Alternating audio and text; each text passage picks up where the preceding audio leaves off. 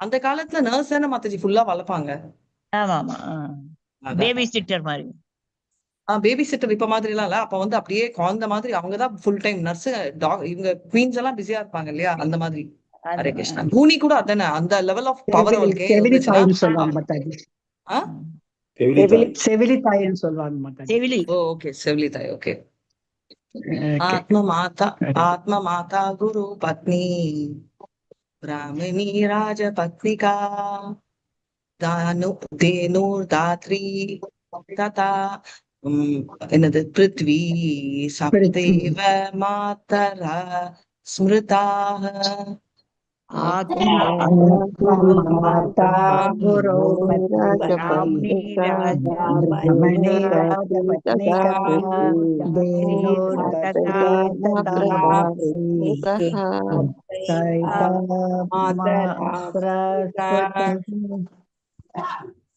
आत्मा माता गुरु पत्नी ब्राह्मणी राजपत्निका धेनुर्धात्री तथा पृथ्वी सप्तैव मातरः स्मृता. आत्मा माता गुरु पत्नी ब्राह्मणी राजपत्निका धेनुर्धात्री तथा पृथ्वी सप्तैता मातरा स्मृता. எனக்கு அப்புறம் இது வரைக்கும் சொல்லாதவங்க யாரு? ஜெயந்தி மாதாஜி. நான் சொல்லல மாதாஜி. ஜெயந்தி மாதாஜி, அதுக்கப்புறம் பத்மா மாதாஜி. ஆத்மா மாதா குரு பத்னி வாமினி ராஜபத்னிகா धेनुर्धात्री तथा पृथ्वी सप्तैव मातरा स्मृता. आत्मा माता गुरु पत्नी ब्राह्मणी राजपत्निका धेनुर्धात्री तथा पृथिवी स्पादा तत् मात्र स्मृति. हरे कृष्ण माता. சப்தேதனா 7. சப்த ரிஷி சொல்லுவோம்ல, சப்தேத மாதர ஸ்மிருதாக. இன்னொரு தடவை சொல்லுங்க ஹரே கிருஷ்ணா. கடைசியில சப்தேத மாதர ஸ்மிருதாக. ஓகே மாதா. சப்தேத மாதர மாத்ர ஸ்மிருதாக. ஸ்மிருதா, ரிமெம்பர். ஓகே மாதா. ஸ்மிருதாக. ஓகே மாதா. தேங்க்யூ மாதாஜி. ஓகே, இப்போ எனக்கு அப்புறம் பத்மா மாதாஜி முடிச்சிட்டு. ஆத்ம மாதா குரு பத்னி பிராமணி ராஜபத்னிகா धेनुर्धात्री तथा पृथ्वी सप्तैव मात्र स्मृताः. आत्मा माता गुरु पत्नी ब्राह्मणी राजा पत्निका धेनुर्धात्री तथा पृथ्वी सप्तैता मातृ स्मृतिहा. நான் சொல்றேன் மாதாஜி. பிராமணி ராஜான்னு சேர்க்காதீங்க. நான் ஜெயந்தி கலாவதி மாதாஜி கூட 2 வேர்ட் சேர்த்தீங்கன்னா கன்ஃபியூஸ் ஆகும்.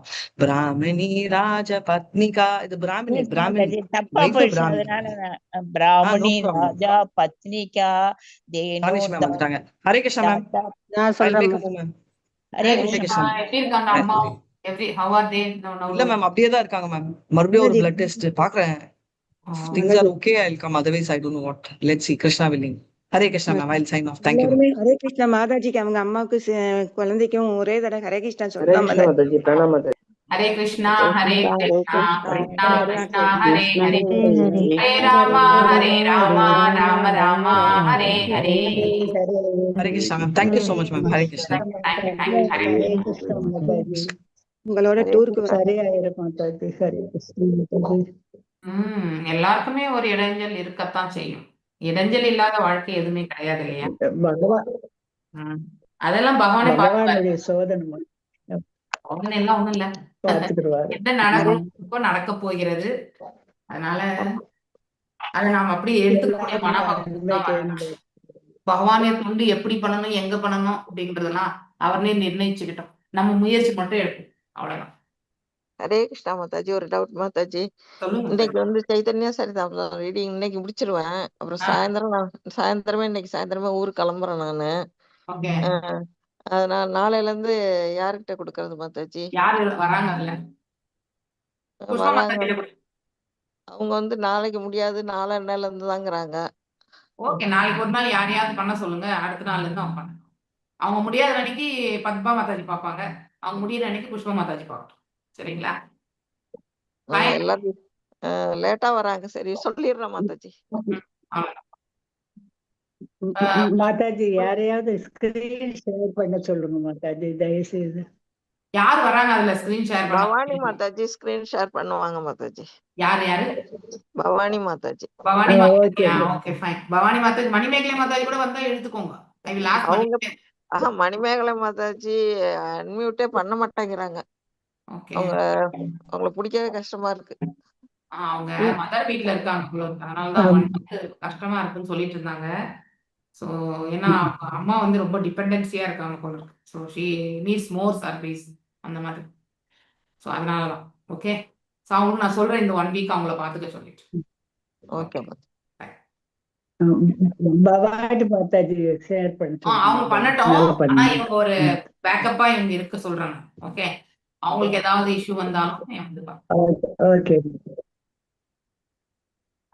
ஹரே கிருஷ்ணா மாதாஜி. ஹரே கிருஷ்ணா மாதாஜி. ஹரே கிருஷ்ணா. குஞ்ச பிஹாரி ஜய ராத மாதவ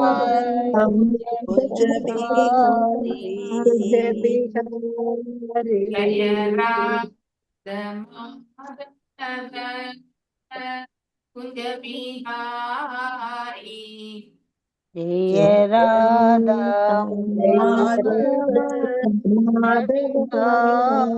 ஜய கோபி ஜனவல்லபா கிரிவரதாரி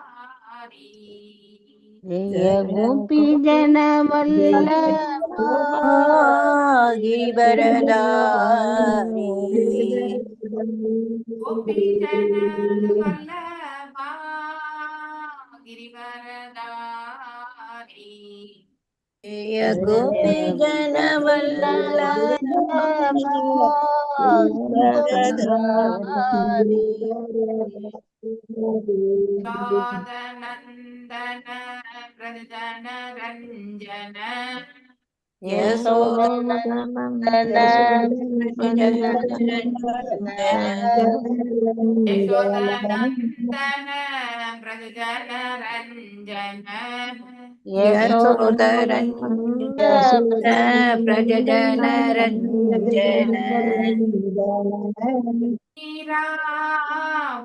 ராவணச்சாரி யமுனாதீராவனச்சாரி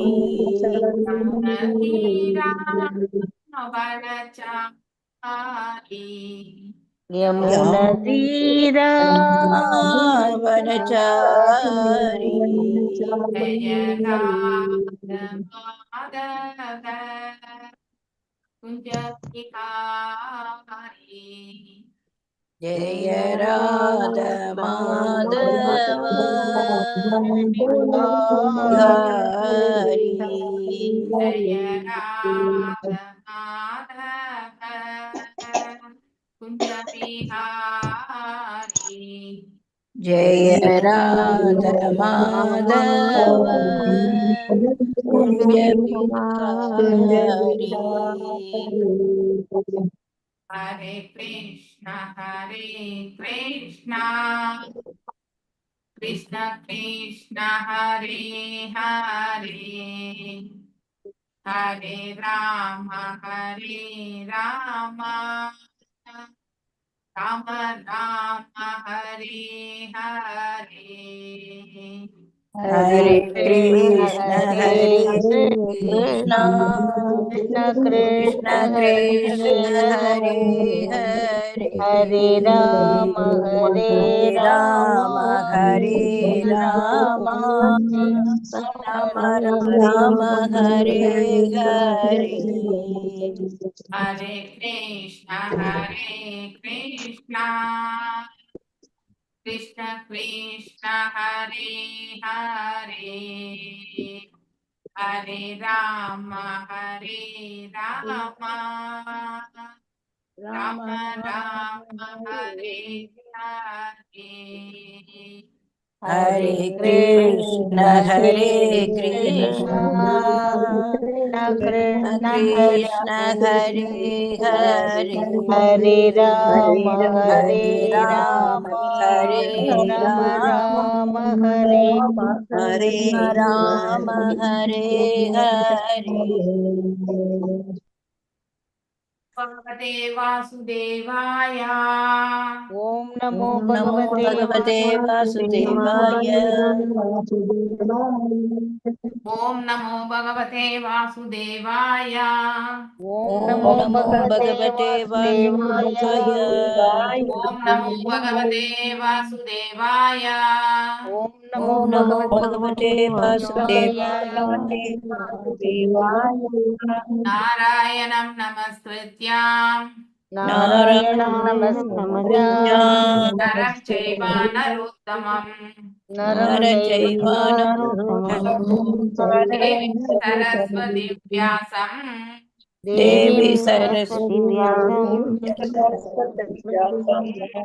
ततो जयं मुदीरयेत् Tado Jayamudiraye नष्टप्रायेषु आपद्रेषु Nashtaprayeshu Pateshu यं भागवत सेवया Nityam Bhagavata Sevaya भगवत्य उत्तम श्लोके Bhagavatya Uttamaste भक्तिर्भवति नैष्टिकी Bhaktir Bhavati Naistiki இப்போ நாம் எல்லாருமே 5வது ஸ்கந்தத்துல 10வது அத்தியாயத்துல படிக்க போறோம் இன்னைக்கு. இதனுடைய முன்னுரையை வந்து இதுல என்ன எத்தனை ஸ்லோகங்கள்னா மொத்தமே 25 ஸ்லோகங்கள் இருக்கிறது.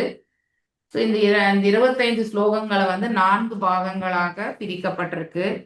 முதல் 8 ஸ்லோகங்கள் வந்து மன்னர் ரகுகணர் வந்து ஜடபாரதரை வந்து அதாவது அவமதிக்கிறது. அப்படின்னா அவருடைய ஸ்தானம் உயர்வான ஸ்தானம், யாருடைய ஸ்தானம்? அதாவது மன்னருடைய ஸ்தானம் அப்படிங்கிற உணர்வு யாருக்கு? மன்னர் ரகுகணக்கு. ஸோ ஜடபாரதருடைய ஒரு நிமிஷம்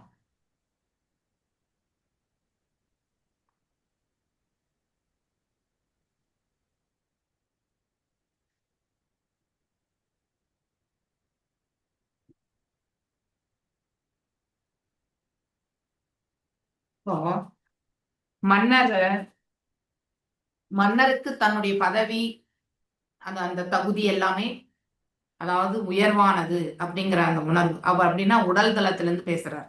ஓகே, ஸோ இந்த பௌதிக தளத்திலிருந்து பேசுறார்.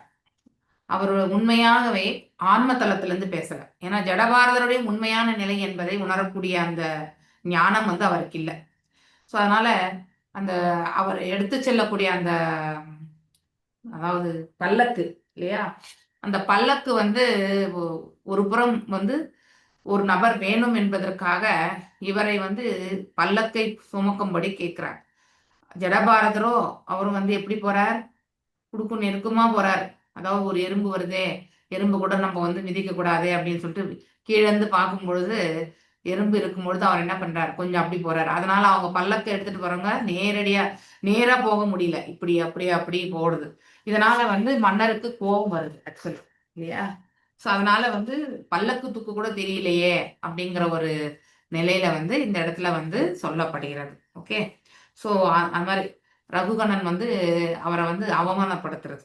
ஓகே, இவ்வளோ பெரிய உடலை கொண்டு இல்லையா, ஆரோக்கியமா திடகாத்திரமா இருக்கக்கூடிய உன்னால ஏன் இப்படி வந்து பண்ற அப்படிங்கிற அப்படின்னா அவரை வந்து தனக்கு கீழே படிந்திருக்கக்கூடிய ஒரு நபராக அவர் கருதுகிறார்.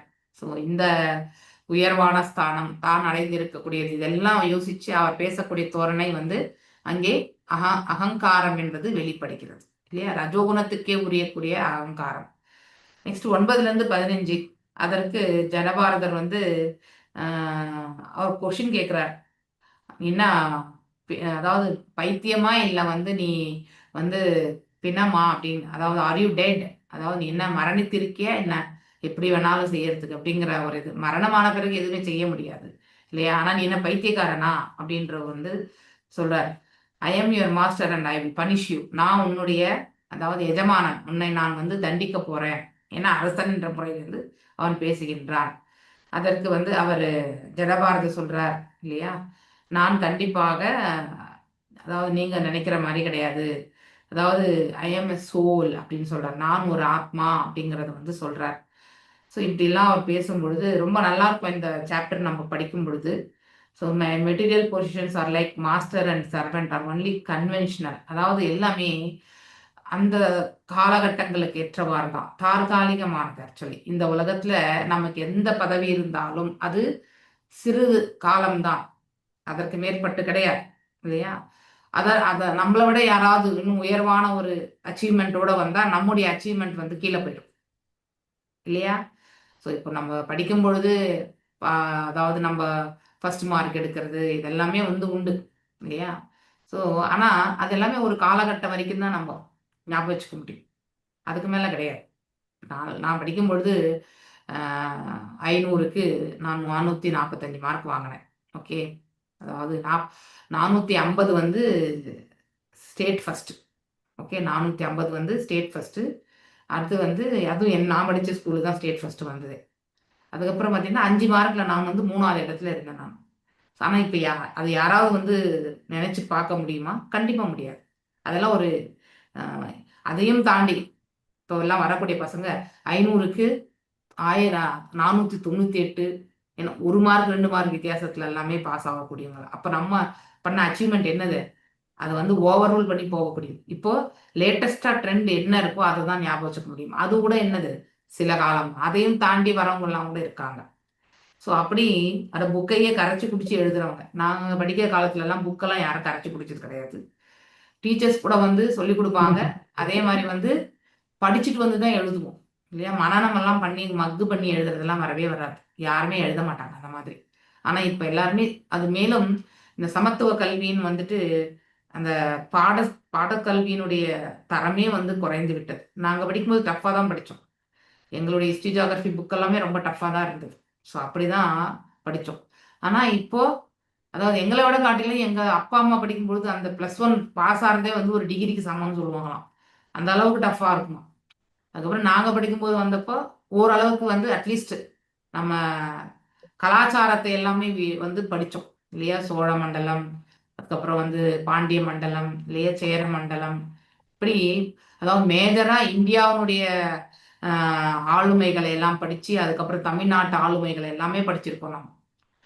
ஆனா நம்ம இப்ப இருக்கக்கூடிய ஹிஸ்டரி புக்ல அதெல்லாம் இருக்குன்னு நினைக்கிறீங்களா? கண்டிப்பா கிடையாது. இப்ப அதெல்லாம் இல்ல மாதாஜி. எதுவுமே கிடையாது. இப்போ தமிழ் புக்ல கடவுள் வாழ்த்து கூட இல்ல மாதாஜி.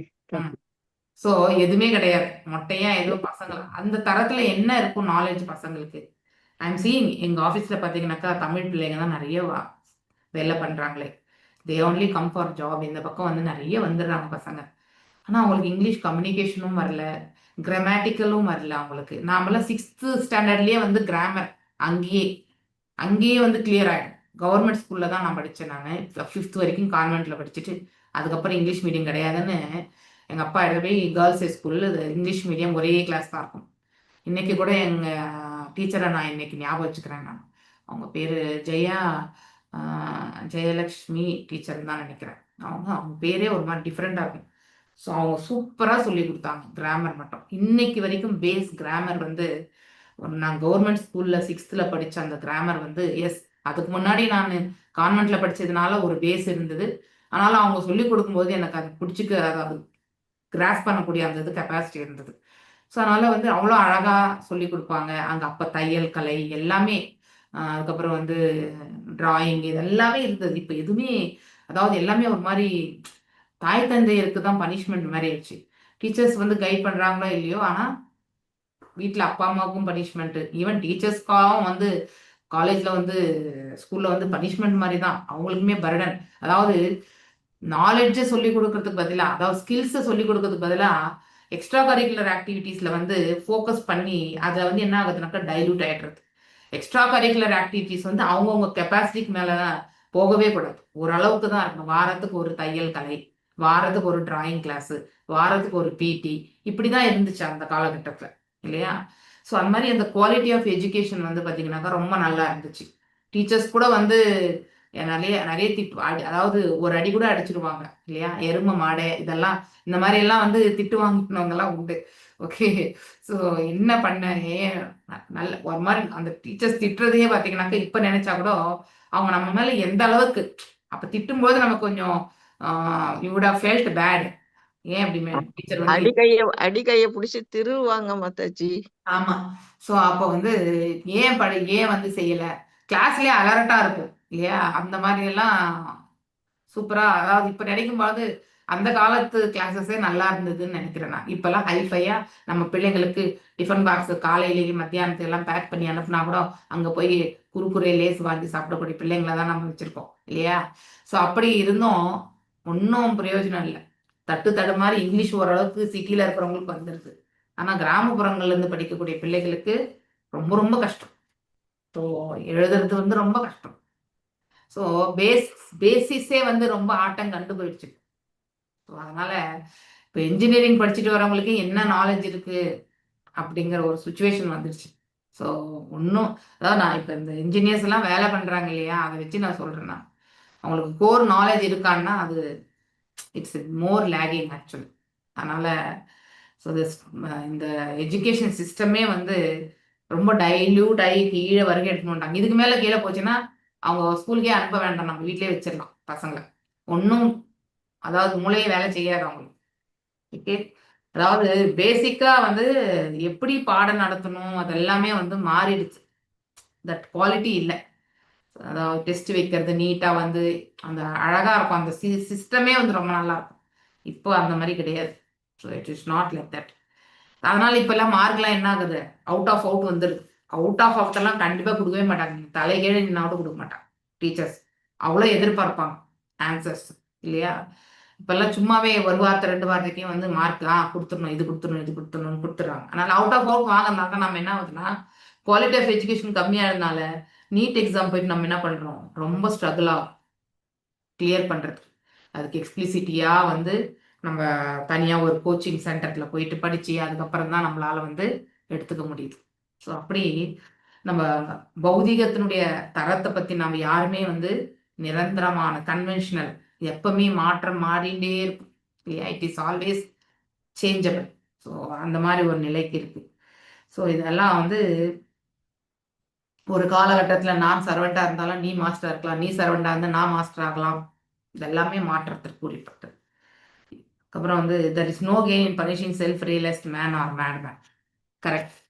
ஒரு பைத்தியக்காரனை தண்டிச்சா அந்த பைத்தியக்காரனுக்கு அவன் பெற்ற தண்டனையில ஏதாவது புரிஞ்சிருப்பானா, அவனுக்கு ஒண்ணுமே புரியாது. அவனுடைய உடல் வலி எல்லாமே அவனுக்கு ஓரளவுக்கு தெரிய வரவங்க தான் தெரிய வரும். அந்த உடல் வலியை பற்றியுமே மைண்ட் யோசிக்காத ஒரு நிலையில இருந்தா ஒண்ணுமே பண்ண முடியாது. வலியும் வேதனையும் தெரியாம கூட இருப்பாங்க. அந்த மாதிரி ஒரு நிலை இருக்கும். ஓகே, அதனால தன்னுணர்வுல வந்து நிலை பெற்றவர் தண்டிக்கிறதும் அதே மாதிரி வந்து ஒரு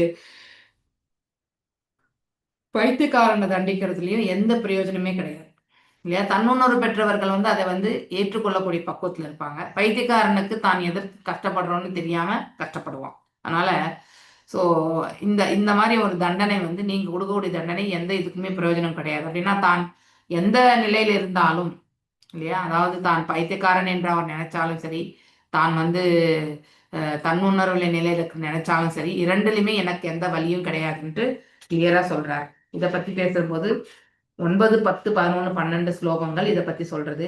13வது ஸ்லோகம் வந்து எந்த லாபமும் கிடையாதுன்னு சொல்றது.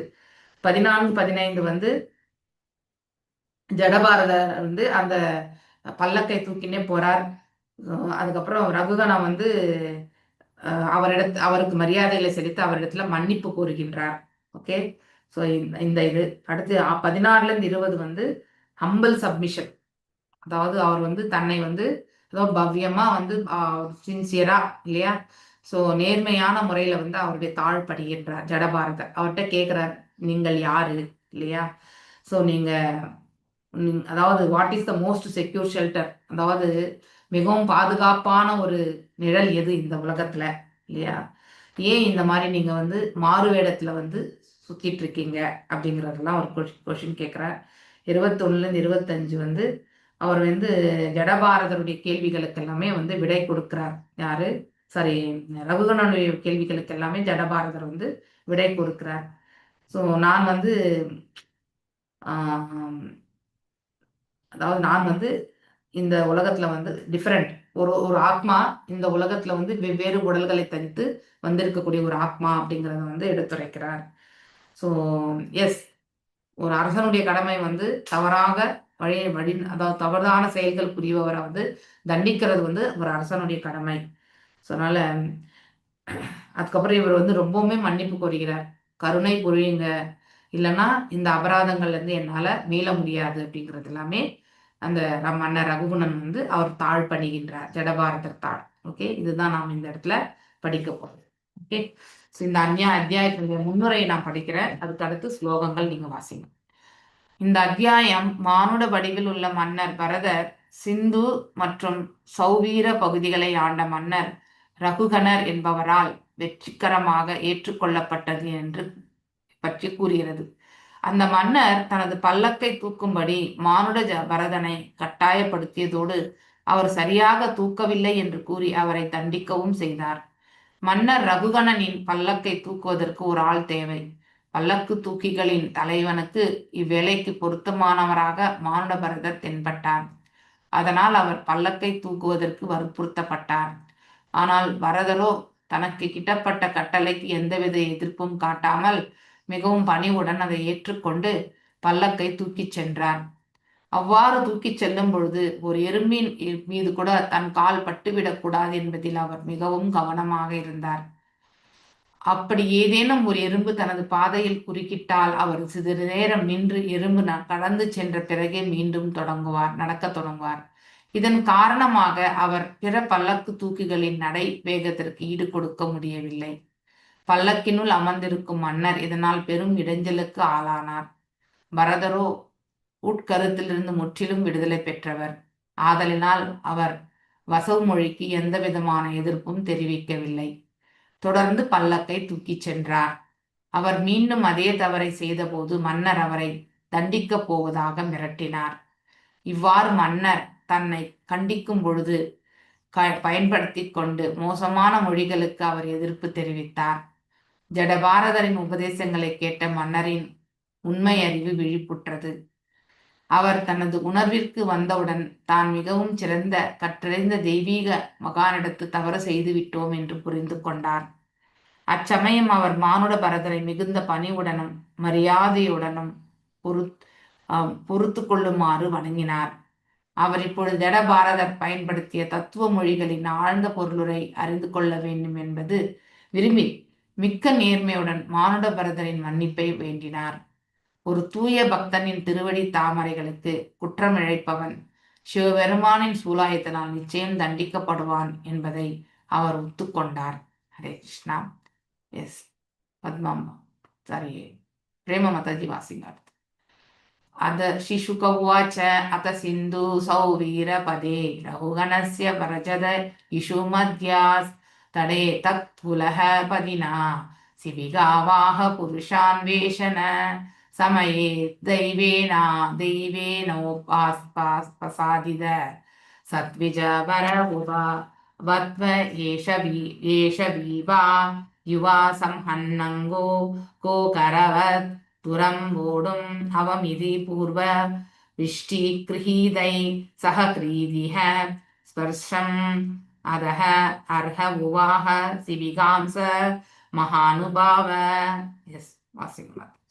ஸ்ரீ சுக உவாச்ச அத சிந்து சம்வீர சௌமீர பதேரக கணஸ்ய व्रज विषु मध्यास्तडे दकुल पदिना सिबिका वाह पुरुषान्वेन वेशन समये दैवेनोपसादित सत्विज वर उपवप्त एष वीव युवा युव संहनङ्गो गोकरवत्तरं वोडुम् अव इति पूर्व षष्टि गृहीदै सह गृहीदः परस्पम् अद तर्ह उवाह शिबिकांस महानुभाव. श्री सुग उवाच சுகதேவ கோஸ்வாமி தொடர்ந்து கூறினார். அத இவ்வாறு சிந்து சௌவீர பதே சிந்து சௌவீர பகுதிகளின் மன்னர் பிரஜர் சென்று கொண்டிருக்கும் பொழுது கபிலரின் ஆலயத்திற்கு இஷு மத்திய தடே இச்சுமதி என்னும் நதியின் கரையில் தத்குல பதினா பல்லக்கு தூக்குகளின் தலைவனால் சிபிகா வாக பல்லக்கை தூக்கும் ஒருவராக புருஷ அன்வேஷண சமயே ஒருவனை தேடும் பொழுது நதவேன சந்தர்ப்பத்தினால் உபாசித்த அருகில் அது துவஜ வர ஓர் அந்தணரின் மைந்தரான மானுட பரதரின் உவாப்த கிடைத்தார். ஏஷ இந்த மனிதன் பீவா மற்றும் மிக்க உறுதியும் பருமனும் வாய்ந்தவர். யுவா இளைஞர் சம்கினை அங்க உறுதி மிக்க அங்கங்களை உடையவர். கோவர வர ஒரு பசுமாடு அல்லது கழுதை போன்று. துரம் ஒரு வாரம். ஓரம் தாக்குவதற்கு. அலன் திறன். இது இவ்வாறு நினைத்து பூர்வ சிஷ்டி கிரகீதை இதனை செய்வதற்கு முன் பலவந்தப்படுத்துபவர்கள் சக உடன் கிரகீத எடுத்துக்கொண்டனர். பரஸ்பம் பலவந்தத்தினால் அதத்யர்க பல்லக்கை தூக்குவதற்கு பொருத்தமானவராக இருந்த போதும் உவாக சுமந்தார். சிபிகாம் பல்லாக்கு அவர் மகா அனுபவ ஒரு மகாத்மா. மொழிபெயர்ப்பு உள்ளுரை ஸ்ரீல பிரபுபாதாக்கு ஜெய். சுகதேவ கோஸ்வாமி தொடர்ந்து கூறினார். அன்பார்ந்த மன்னனே, அதன் பிறகு சிறிது மன்னர் சௌவீர பகுதிகளை ஆண்ட மன்னர் ரகுகணன் கபிலாசிரமத்திற்கு சென்று கொண்டிருந்தார். மன்னர் தலைமை பல்லாக்கு தூக்கிகள் இச்சுமதி நதியின் கரையினை அடைந்த பொழுது அவர்களுக்கு மற்றொரு பல்லாக்கு தூக்கி தேவைப்பட்டான். அதனால் அவர்கள் யாராவது ஒருவன் கிடைப்பானா என்று தேடினர். சந்தர்ப்பத்தினால் அவர்கள் மானுட பரதர் இருக்கும் இடத்திற்கு வந்தனர். ஜடபரதரின் இளமை, வலிமை மற்றும் உறுதியுடைய அங்கங்களை பார்த்தனர். மாடுகளைப் போன்றும் கழுதைகளைப் போன்றும் அவரும் பாரம் தூக்குவதற்கு பொருத்தமாக இருந்தார். மக்காமா மானுட பரதர் இச்செயலுக்கு பொருத்தமானவர் இல்லை என்ற போதிலும் பல்லக்கு தூக்கிகள் அவரை கட்டாயமாக பல்லக்கை தூக்க வைத்தனர். ஹரே கிருஷ்ணா மாதாஜி. தேங்க்யூ.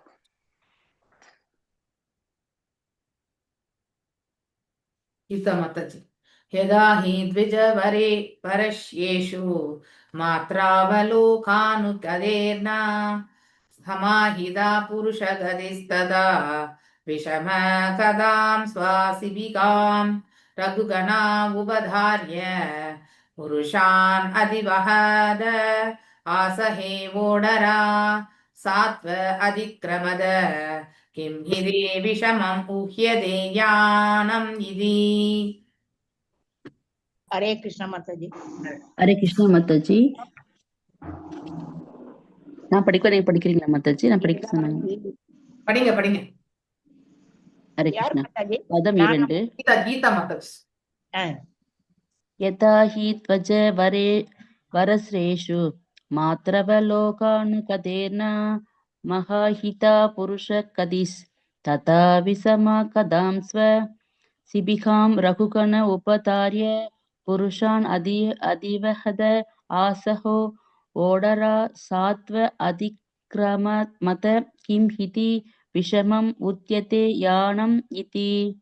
யதா இப்பொழுது ஹி உறுதியாக த்விஜ வரஸ்ய ஜடபரதரின் இஷு மாத்திர ஒரு அம்பின் அளவு 3 அடிகள் முன்னால் அவலோக அனுக்கிருத பார்த்த பிறகு செல்வது ஹிமாஹித சமாஹித இணையாகவில்லை. புருஷ கதி பிற பல்லக்கு தூக்கிகளின் வேகத்தோடு தத்தா அச்சமயம் விஷம கதாம் சீராக இன்றி ஸ்வ சிபிகாம் அவரது பல்லாக்கு ரகுகண மன்னர் ரகுகணனின் உபத்ராரிய புரிந்து கொண்டு புருஷான் மனிதர்களுக்கு அதிவகத பல்லாக்கு தூக்கிகள் ஆக கூறினர். ஹே ஓ ஓடரா பல்லக்கு தூக்கிகள் சாது அதிக்கிரமத சீராக நடக்கவும், அப்போதுதான் தூக்கி போடாது. கிம் இதி எக்காரணத்திற்காக விஷமம் சீரின்றி உத்தியதே தூக்கப்பட்டு யானம் பல்லக்கு இது இவ்வாறு. மொழிபெயர்ப்பு. மாண்ட பரதர் வன்முறை ஏதும் இல்லாதவர், ஆயினும் பல்லக்கு ஒழுங்கின்றி சுமந்து கொண்டிருந்தார். அவர் பல்லக்கு தூக்கி நடந்து கொண்டிருக்கும் பொழுது 3 அடிக்கு ஒரு தரம் நின்று தன் எறும்பு போன்ற சிற்றுயிர்களை மிதித்து விட்டோமா என்று பார்ப்பார். எனவே இதனால் பிற பல்லக்கு தூக்கிகளின் நடை வேகத்தோடு அவர் நடை இணையவில்லை. இதன் காரணமாக பல்லக்கு தூக்கி போட்டது. அதனுள்ளிருந்த மன்னர் ரகுகணன் பல்லக்கு தூக்கிகளிடம், ஏன் பல்லக்கினை ஒரு சீராக தூக்க மாட்டேன்கிறீர்கள், ஒழுங்காக தூக்குங்கள் என்று கூறினார். பொருளுரை. கட்டாயத்தினால் மாண்ட பரதர் பல்லக்கு தூக்க வந்த போதும் தனது பாதையில் குறுக்கிடும் எறும்பு போன்ற சிற்றுகளிலும் தான் கொண்டுள்ள இரக்க குணத்தை அவர் கைவிடவில்லை. மிகவும் அவமரியாதைக்குரிய நிலையில் இருந்த போதிலும் பகவான் பக்தன் ஒருவன் தனது பக்தி தொண்டு மற்ற கருணைமிக்க செயல்கள் போன்றவற்றை மறப்பதில்லை. பரதர் ஒரு தகுதி வாய்ந்த அந்தனர் என்பதோடு ஆன்மீக ஞானத்திலும் உயர்ந்தவர். ஆயினும் அவர் பல்லக்கை தூக்க பலவந்தப்படுத்தப்பட்டார். இதை அவர் பெரிதாக எடுத்துக்கொள்ளவில்லை. ஆயினும் தான் செல்லும் பாதையில் ஒரு சிற்றெருமை கூட நிறுத்திவிடக் கூடாது என எண்ணினார். ஒரு வைணவன் விரோதமோ அல்லது தேவையற்ற வன்முறை குணமோ உடையவன் அல்லன். பாதையில் பல எறும்புகள் ஊர்ந்து சென்று கொண்டிருந்தன. பரதர் 3 அடிக்கு ஒரு தரம் நின்று எறும்பு ஏதேனும் வருகிறதா என்று பார்த்து கொண்டார். எறும்புகள் தென்படாத பொழுது அவர் தனது அடுத்த அடியினை நிலத்தில் எடுத்து வைப்பார். ஒரு வைணவன் தன் இதயத்தில் பிற உயிர்கள் அனைத்தின் மீதும் அன்புடையவன் ஆவான். தனது சாங்கிய யோகத்தில் பகவான் கபில தேவர் விளக்குகிறார். சுக்ருத சர்வ தேகினாம் என்று உயிர்கள் பல்வேறு வகையான உடல் வடிவங்களை பெறுகின்றன. வைணவர் அல்லாத பிற மனித சமுதாயம் ஒன்று மட்டுமே இரக்கத்துக்குரியது என்று கருதுகிறார். ஆனால் பகவான் கிருஷ்ணர் தன் உயிர்கள் அனைத்திற்கும் பரம்பிதா என்று ஆணையிட்டு கூறுகிறார். இதனைத் தொடர்ந்து வைணவர்கள் உரிய காலமின்றியும் தேவையின்றியும் எந்த உயிரையும் கொள்வதில்லை. ஒரு குறிப்பிட்ட உடலில் ஒரு குறிப்பிட்ட காலம் வரை எல்லா உயிர்களும் இருக்க வேண்டியுள்ளது. அவர்கள் உயர்வு பெறும் வரையிலோ அல்லது மற்றொரு உடலை பெறும் வரையிலோ ஒரு குறிப்பிட்ட உடலை ஒரு குறிப்பிட்ட காலம் வரையில் இருக்க வேண்டியதாயிருக்கிறது. ஒரு விலங்கினை அல்லது ஒரு உயிரினை கொள்வதால் ஒரு குறிப்பிட்ட உடலில் அது சிறைப்பட்டிருக்க வேண்டிய ஒரு குறிப்பிட்ட காலம் பூர்த்தியாவதற்கு தடையாக அமைகிறது. அதனால் ஒருவன் தனது புலனுணர்ச்சிக்காக பிற உயிர்களை கொல்லக்கூடாது. அது பாவத்தில் அவனை சிக்க வைத்துவிடும். ஹரே கிருஷ்ணா. தேங்க்யூ மாதாஜி. ஹரே கிருஷ்ணா.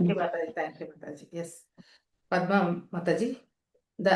அத ஈஸ்வர வச சோபாலம்பம் உபா கர்ணயோ பாயதுரியாச் சங்கீத மனசஸ்தம் விஜ்ஞாபயாம் வபூஷ. வாசுகி மாதாஜி. ஹரே கிருஷ்ண மாதாஜி. அத ஈஸ்வர வச்ச சோபாலம்பம் உபாகர்ணியோ பாயாதுரியாத் சங்கீத மனசஸ்தம் விஜ்ஞாபயாம் பபூஷ. அத இவ்வாறு தே அவர்கள் பல்லக்கு தூக்கிகள் ஈஸ்வர வச்ச தங்கள் தலைவரான மன்னர் ரகுகணனின் வார்த்தைகள் ச உபலாம்பம் கடிந்துரையினை உபாகரண்ய கேட்டு உவாய வழி துரியாத் 4ஆமவனிடத்து சங்கீத மனச அவர்கள் மனம் அச்சம் கொண்டது. அவரது மன்னரின் விஜ்ஞாபயாம் பபூஷ தெரிவித்தனர். மொழிபெயர்ப்பு. மகாராஜா ரகுகணனின் கடிந்துரையினை கேட்ட பல்லக்கு தூக்கிகள் அவர் அளிக்கும் தண்டனையினை நினைத்து மிக்க அச்சம் கொண்டு அவரிடம் கூறத் தொடங்கினர். பொருளுரை. அரசியல் நெறிப்படி ஒரு மன்னன் சில சமயம் தன் கீழ்ப்பணிவோரை சமாதானம் செய்கின்றான், தண்டிக்கின்றான், தாழ்த்துகிறான். சில சமயம் போற்றி பரிசளிக்கிறான். பல்லக்கு தூக்கிகள் மன்னர் சினம் கொண்டிருக்கிறார், அதனால் தம்மை தண்டிக்க கூடும் என்று புரிந்து கொண்டனர். ஹரே கிருஷ்ண மாதாஜி. ஓகே, லாஸ்ட் ஜெயக்குமாரி மாதாஜி வாசிங்க.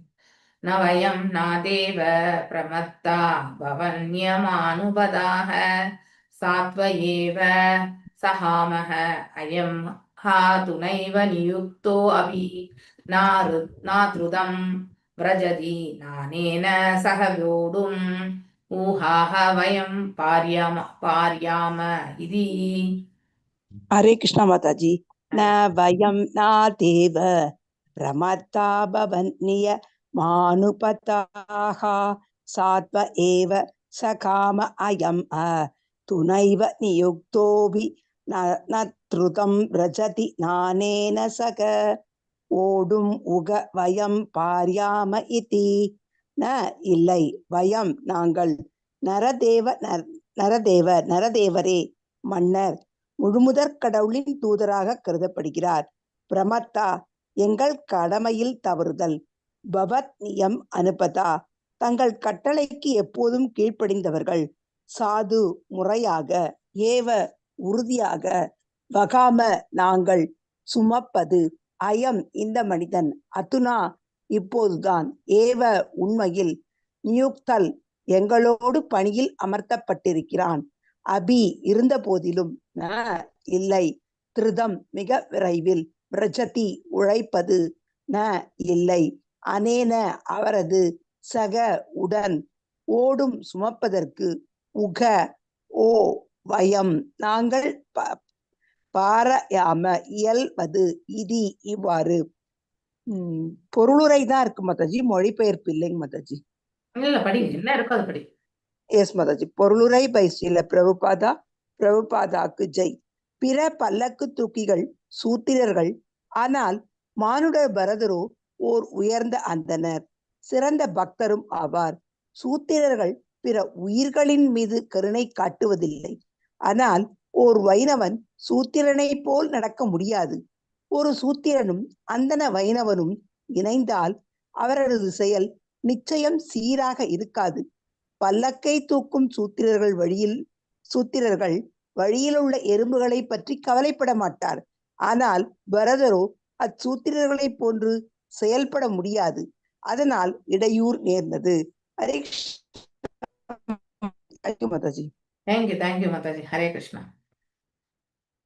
ஓம் அஜ்ஞானதிமிராந்தஸ்ய ஞானாஞ்சனயசலாக்கய சக்ஷுருன்மிலிதம் யேன தஸ்மை ஸ்ரீ குரவே நமः. श्रीचैतन्यमनोभीष्टं स्थापितं येन भूतले स्वयं रूपा गदा मह्यं ददाति स्वापदान्तिकम्. हे कृष्णा करुणा सिन्धु दीनबन्धु जगत्पते गोपेशा गोपिका कान्ता राधकान्ता नमस्तुते. तप्त कांचन गौरांगी राधे वृंदावनेश्वरी ऋषभानुसुते देवी प्रणमामि हरिप्रिये. वाञ्छकल्पतारुभ्यश्च कृपा सिन्धुभ्येव च पतितानां पावनेभ्यो वैष्णवेभ्यो नमो नमः. जय श्री कृष्ण चैतन्य प्रभु नित्यानंद श्री अद्वैत गदाधारा श्रीवासादि गौर भक्त वृंदा. हरे कृष्णा कृष्णा कृष्णा हरे हरे, हरे राम राम राम हरे हरे. मूगं करोति वाचालं भङ्गुं लङ्घयते गिरिं यत्कृपातमहं वन्दे परमानन्दमाधवं श्रीकृष्ण चैतन्य ईश्वरम्. शिशुक उवाच अथ सिन्धु सौवीरपदे रघुगणस्य व्रजदयिषु मध्यास्तडे तत्कुलपदिना शिबिकावाह पुरुषान्वेषण समये दैवेनोपसादित सद्विजवर उपवप्त एष विपायुवा संहन्नङ्गो गोकरवत्तुरं वोढुम् अवीदि पूर्वशिविष्टि गृहीदै सह गृहीतः परस्पम् अददत् अर्ह उवाह शिबिकां स महानुभावः. மொழிபெயர்ப்பு. சுகதேவ கோஸ்வாமி தொடர்ந்து பரீட்சித் மகாராஜாக்கு எடுத்துரைக்கிறார். ஸோ ரகுகணன் பத்தி நம்ம தெரிஞ்சுக்கணும். அவருமே தர்மம் அறிந்த மனிதர். ஸோ இது வரைக்கும் நாம போன அத்தியாயத்துல என்னென்ன மாதிரி விஷயங்களை படிச்சோம், அதாவது ஜனபாரதனுடைய சகோதரர்களை பற்றி படிச்சோம் இல்லையா. அவர்கள் என்ன பலன் கருதும் செயல்கள்ல ஈடுபட்டு இருந்தாங்க இல்லையா. வேத சாஸ்திரங்கள்ல விற்பனராக இருந்து இவரை வந்து தவறான வழியில வந்து உபயோகப்படுத்திட்டு இருந்தாங்க. புலனல், அதாவது வயல்ல வந்து வேலை செய்யறதுக்கும், அடுத்து வந்து மீதம் இருந்த உணவை வழங்கி அவருக்கு வந்து மிகவும் தீங்கி இழைத்தார்கள். அது வந்து என்னது, ரஜோகுணத்திலிருந்து செய்த அத்தகைய செயல்களுக்கு அவர் ஆட்கொள்ளப்பட்டார் இல்லையா. அந்த இது அதற்கான வந்து அவர் சங்கடங்களை எல்லாம் சந்தித்தார். யாரு, ஜடபாரதர். அடுத்து வந்து நம்ம பார்த்தது கொள்ளையர்கள். இவங்க எந்த மாதிரி குணாதிசயம், அவங்க வந்து தாமச குணம் இல்லையா. காளி தேவிக்கு அவரையே வந்து நரபலி, அதாவது மனித பலியை கொடுக்கறதுக்காக தயாரானார்கள்.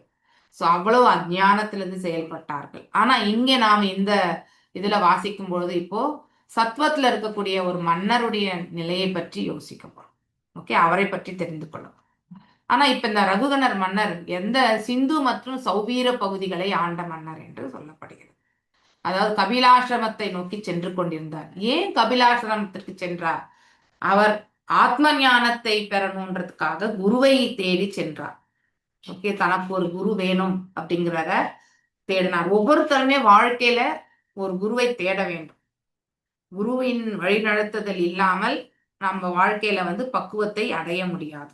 அதை உணர்ந்த மன்னர் ரகுகணன் வந்து குருவை தேடி வந்து கபிலாசிரமத்தை நோக்கி சென்றார். அங்க சென்று கொண்டிருந்தார். அப்போ அந்த மன்னருடைய தலைமை பல்லக்கு தூக்கிகள் வந்து, அதாவது இச்சுமி நதியின் கரையினை வந்து அடைந்த பொழுது அவர்களுக்கு மற்றொரு பல்லக்கு தூக்குபவனை வந்து தூக்கி வந்து தேவைப்படுறது. ஓகே, அதனால் அவர்கள் யாராவது அங்க இருக்கிறவங்க கிடைப்பாங்களா என்று பார்க்கும் பொழுது அங்கே ஜடபாரதர் இருப்பதை கண்டு அவரை வந்து வலுக்கட்டாயமா நீ இந்த பல்லக்க தூக்கி ஆகணும் அப்படிங்கிற ஒரு ஒரு ஒரு இதை வந்து டிமாண்டை வைக்கிறாங்க இல்லையா. அவங்களுடைய அதிகார தோரணை அந்த இடத்துல செயல்படுத்துறாங்க. ஆனா அதற்காக ஜடபாரதர் வந்து பல்லக்க தூக்கல. யார் என்ன சொன்னாலும் செய்யதான் போறார் இல்லையா. எந்த வேலை கொடுத்தாலுமே அவர் வந்து செய்யதான் போறார். அவ்வாறு அவர் செய்ய, எந்த தொண்டா இருந்தாலும் பரவாயில்ல. இப்ப வயல்ல வந்து பாதுகாத்தது, இல்ல வயல்வெளியில வேலை செஞ்சது இல்லையா, இப்ப பல்லக்கு தூக்குறது, இதை பத்தி எல்லாம் அவர் ஒன்றும் பொருட்படுத்தவே இல்லை. அவரும் ஒத்துக்கொண்டார், ஓகே அப்படின்னு சொல்லிட்டு. சோ அவருடைய அவங்க ஏன் அவரை தேர்ந்தெடுத்தாங்கன்னா, அவர் வந்து யங்கா இருந்தாரு, இளமையா இருந்தார். அப்படின்னா பல்லக்கு தூக்குற அளவுக்கு கெப்பாசிட்டி இருக்கணும் இல்லையா. வயோதிகமானவர்களுக்கு அது வழங்க முடியாது. அதனால அவருடைய தேக திடம் இதெல்லாம் பார்த்து அவர்கள் வந்து இவரால வந்து இந்த பல்லக்கு தூக்க முடியும் என்று அவர்கள் நிர்ணயித்தார்கள். அதனால மாடுகளை போன்றும் கழுதைகளை போன்றும் இல்லையா பாரத்தை சுமக்கிறது இல்லையா, அவரும் பாரம் தூக்குவதற்காக பொருத்தமாக இருந்தார். அப்படின்னா அவருடைய உடல் வாகு வந்து இருந்தது என்று இந்த இடத்துல எடுத்துரைக்கப்பட்டிருக்கு. ஆனா அவர் ஒரு மகாத்மா அப்படிங்கிறது வந்து யாருக்குமே வந்து தெரியாது. ஒரு மகாத்மா அத்தகைய செயல்களுக்கு வந்து பொருத்தமானவர் இல்லை என்ற போதிலும் பல்லக்கு தூக்கிகள் அவரை கட்டாயமாக பல்லக்கை தூக்க வைத்தனர்.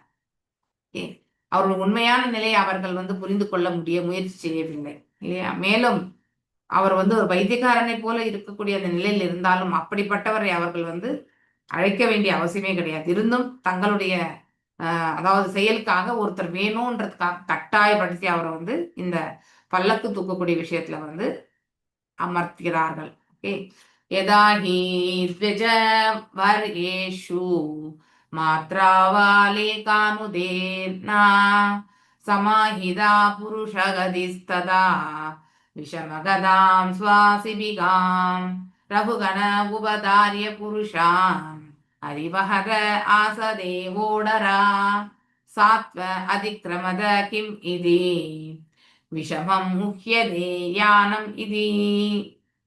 ஸோ இப்போ இந்த ஜடபாரதர் வந்து வன்முறை எதுவும் இல்லாதவர். அவர் யாருமே வந்து துன்புறுத்த மாட்டார். ஆயினும் பல்லக்கை ஒழுங்கின்றி அவர் சுமந்து கொண்டு இருந்தார். ஏன்னா முன்னாடி கீழே பாக்குறார், ஏதாவது எறும்பு இருக்கா, அந்த அளவுக்கு கூட வந்து நம்ம கான்சியஸா இருக்கணும். அவருடைய ஹையர் கான்சியஸ்னஸ் நம்ம பத்தி என்ன சொல்றது, அதாவது உயர்வான அந்த ஒரு சிறிய எறும்புக்கு கூட தான் தீங்கு செய்யக்கூடாது எண்ணக்கூடிய அந்த அந்த பக்குவம் வந்து எல்லாருக்குமே வராது இல்லையா. அதனால அவர் என்ன ஆகுறார், அவர் இந்த பல்லக்கை தூக்கி நடந்து கொண்டிருக்கும் பொழுது 3 அடிகளுக்கு ஒரு தினம் நின்று தான் எறும்பு போன்ற சிற்றுயிர்களை மிதித்து விட்டோமா அப்படிங்கிறது வந்து பார்ப்பார். எனவே இதனால் பிற பல்லக்கு தூக்கிகளுடைய நடைவேகம் இவருடைய நடைவேகம் வந்து பாத்தீங்கன்னாக்கா ஒத்து போகவே இல்லை. ஏன்னா இவர் 3 அடி எடுத்து வச்சுட்டு பாக்குறார், 3 அடி எடுத்து வச்சு பாக்குறாரு. ஆனா அந்த பல்லக்கு தூக்கிகள் அவங்க அந்த மாதிரி இல்லை, கண்டினியூஸா நடக்கிறாங்க. அப்போ கண்டிப்பா அங்க இருவருக்கும் மத்தியில வந்து ஒரு காமன் அண்டர்ஸ்டாண்டிங் கிடையாது, இணைப்பு கிடையாது. ஸோ இதன் காரணமாக பல்லக்கு பல்லக்கு தூக்கி போட்டது. பல்லக்கு வந்து பாத்தீங்கன்னா ஆடுறது இல்லையா? ஸோ அதாவது ஒருத்தர் அதாவது நம்ம காளை மாடுகளே எடுத்துக்கோங்க, ஏறு விழணும் நிலத்துல இல்லையா? ஏறு விழும் பொழுது அந்த 2 மாடுகளுமே ஒரே மாதிரி நடந்தாதான் அந்த ஏறு கூட வந்து நல்லபடியா விழ முடியும். இல்ல ஒரு மாடு வந்து ரொம்ப நிதானமாகவும் ஒரு மாடு ஃபாஸ்டாகவும் எனர்ஜியா நடந்தா அந்த இடத்துல ஸோ அப்ப குறைவா அதாவது வேகத்தோடு நடக்கக்கூடிய அந்த மாடுக்கு வந்து கண்டிப்பா அடி விழும் இல்லையா? சீக்கிரம் போ அப்படின்னு சொல்லிட்டு. ஸோ அது மாதிரி அந்த வேகம் என்பது 2 சக்கர வாகனத்துல இருக்கக்கூடிய ஒரு டயர்ல வந்து ஏர் ஃப்ளோ இல்லாம ஒரு டயர்ல மட்டும் இருந்தா மட்டும் அது நடந்துருமா? அந்த கார் ஓட்ட முடியுமா? கண்டிப்பா முடியாது. எல்லா சக்கரத்திலயுமே கரெக்டான அது காற்று இருக்கணும், இல்லது நைட்ரஜன் இருக்கணும். அப்பதான் அது வந்து எந்த தங்கு தடை இல்லாம போகும். இல்லைனாக்கா ஒரு பர்டிகுலர் ஸ்பீட் பக்கத்துல எங்கேயாவது ஒரு சர்வீஸ் சென்டர் இருக்கா அப்படின்னு நம்ம தேடி அலைய போகும். அது போன்றது தான் இந்த நிலையும் கூட. ஸோ அங்க அந்த பள்ளு தூக்கிகள் வந்து அவங்க அவங்க போறக்கூடிய ஸ்பீடும் இவருடைய ஸ்பீடும் ஒத்து போகல. ஸோ மன்னர் இதனை காரணமாக மன்னருக்கு வந்து என்னாங்கன்னா உட்கார்றதுக்கும் போது அவருக்குமே உள்ள ஜர்க்கு இல்லையா? ஏன் பல்லக்கு தூக்கினை ஒரே சீராக தூக்க மாட்டீர் என்கிறீர்கள் அப்படின்ற ஒரு கொஷின் வந்து வைக்கிறார். ஸோ கட்டாயத்தினால் மானுட வரதர் பல்லக்கை தூக்கி வந்த போதும் அவர் அதை பத்தி பெருசா பொருட்படுத்தல. அதாவது ஒரு தூய பக்தர் வந்து இந்த செயல் மட்டும் தான் செய்யணும் அப்படின்னு நாம எல்லாம் கூட அதுல இருந்து கத்துக்கணும் இல்லையா? நான் இதை மட்டும் தான் செய்வேன், நான் அதை மட்டும் தான் செய்வேன். தெரியலன்னா கேட்டு பண்ணக்கூடிய அந்த குணாதிசயம் இருக்கணும், அந்த உத்வேகம் இருக்கணும். எனக்கு இது தெரியாது நான் பண்ண முடியாது, எனக்கு இது தெரியாது நான் பண்ண முடியாது அப்படின்னு சொல்லிட்டு நம்ம ஒதுங்கிடக்கூடாது. நம்மளை தேடி ஒரு சேவை வருகின்றது என்றால் அதுல எவ்வளவு தூரம் நம்மளால வந்து பண்ண முடியுமோ அவ்வளவு தூரமே நம்ம செயல்பட வேண்டும். ஸோ இங்கே பாதையில் குறுக்கிடும் எறும்பு போன்ற சிற்றுயிர்களின் தான் கொண்டுள்ள இரக்க குணத்தை அவர் வந்து கைவிடவில்லை. ஸோ அதாவது அவருடைய கம்பேஷன் இல்லையா? மிகவும் அவமரியாதைக்குரிய நிலையில் இருந்த பொழுதும் அப்படின்னா பாக்குறதுக்கு பைத்தியக்காரனா இருக்கிறாரு. பைத்தியக்காரனா இருக்கிறவங்களுக்கு யாராவது மரியாதை கொடுக்குறாங்களா? கண்டிப்பா கிடையாது. ஸோ அது போல மிகவும் அவமரியாதைக்குரிய நிலையில் இருந்த போதிலும் பகவானின் பக்தன் ஒருவன் தனது பக்தி தொன்றை மற்ற கருணைமிக்க செயல்கள் போன்றவற்றில் வந்து மறப்பதே கிடையாது. ஸோ ஆயினும் அவர் பல்லக்கை தூக்க பலவந்தப்படுத்தப்பட்டார், ஃபோர்ஸபிளி இல்லையா? ஏன் வா அப்படின்னு சொல்லிட்டு இதை எடுத்துதான் ஆகணும். போய் நம்ம கேட்கறவரே எப்படி, இந்த ஒரு பக்கம் பல்லக்கு தூக்கிறதுக்கு ஆள் இல்லை, அதனால நீங்க கொஞ்சம் சப்போர்ட் பண்றீங்களான்னு கேட்டா அது வேற இல்லையா? நீ வந்து இந்த பல்லக்கை தூக்குன்னு அதிகாரமாக பேசும் பொழுது that is not the right relationship கூட இல்லையா? அப்போ அந்த இடத்துல அவர் பலவந்தப்படுத்தப்பட்டார். அவரும் அதை பெரிதாக எடுத்துக்கலாம் வந்து. ஆயினும் தான் செல்லும் பாதையில் ஒரு சிற்றெரும்பு கூட மிதித்து விடக்கூடாது என்பதுல ரொம்ப குறியா இருக்கார். அதனால கீழே பார்த்து நடக்கும் பொழுது அதனால ஒரு புறம் இருக்கக்கூடிய பல்லக்கு வந்து அதே ஸ்பீடுக்கு போகும், ஸ்லோவா தான் போகும். இன்னொரு புறம் இருக்கக்கூடிய பல்லக்கு இருக்கிறது வந்து ஃபாஸ்டா போகும். அதனால இந்த ரெண்டுமே வந்து ஒரே மாதிரி போனா மட்டும்தான் ஃபுல்லா போக முடியும். இது ஒன்று ஃபர்ஸ்ட், இது செகண்ட் போனா ரொம்ப கஷ்டம். அப்போ பல்லக்கே ஆட ஆரம்பிக்கும்.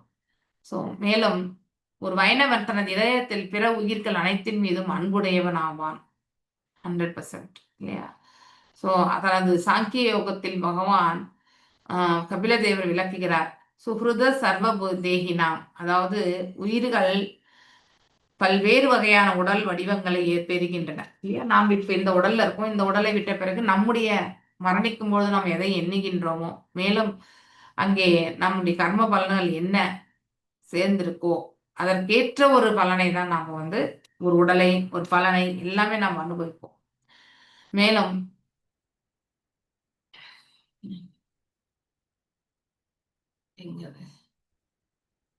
சாங்கியத் யோகத்தில் ஒரு நிமிஷம்.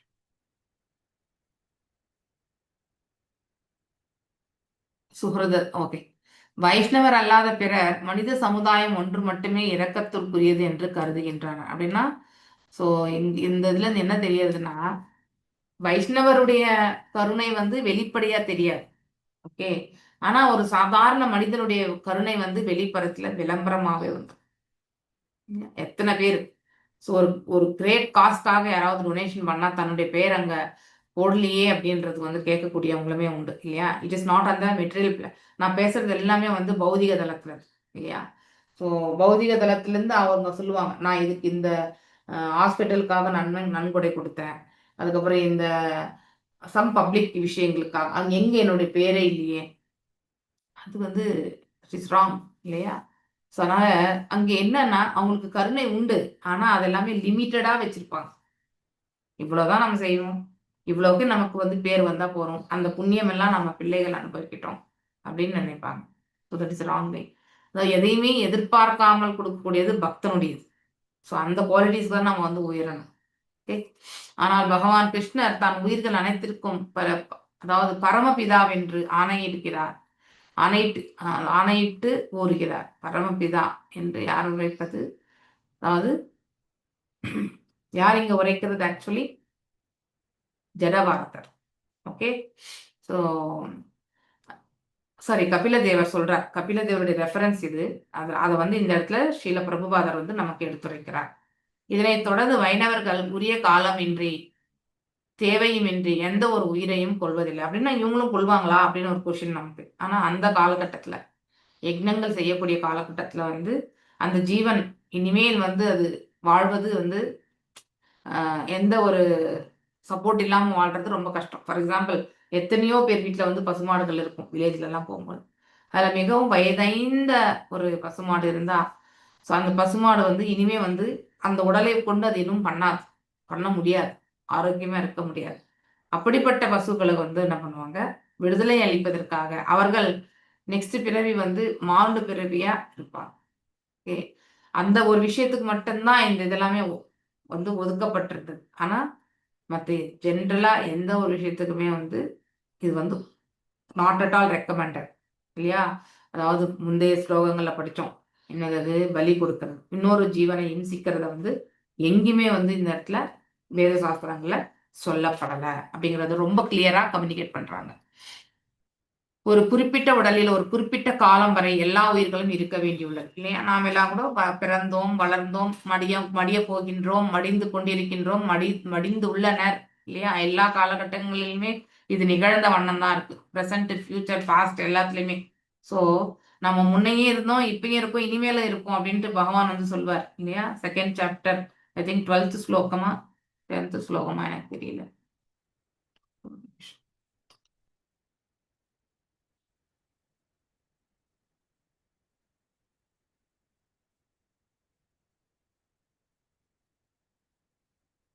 டுவெல்த் ஸ்லோகம் தான்.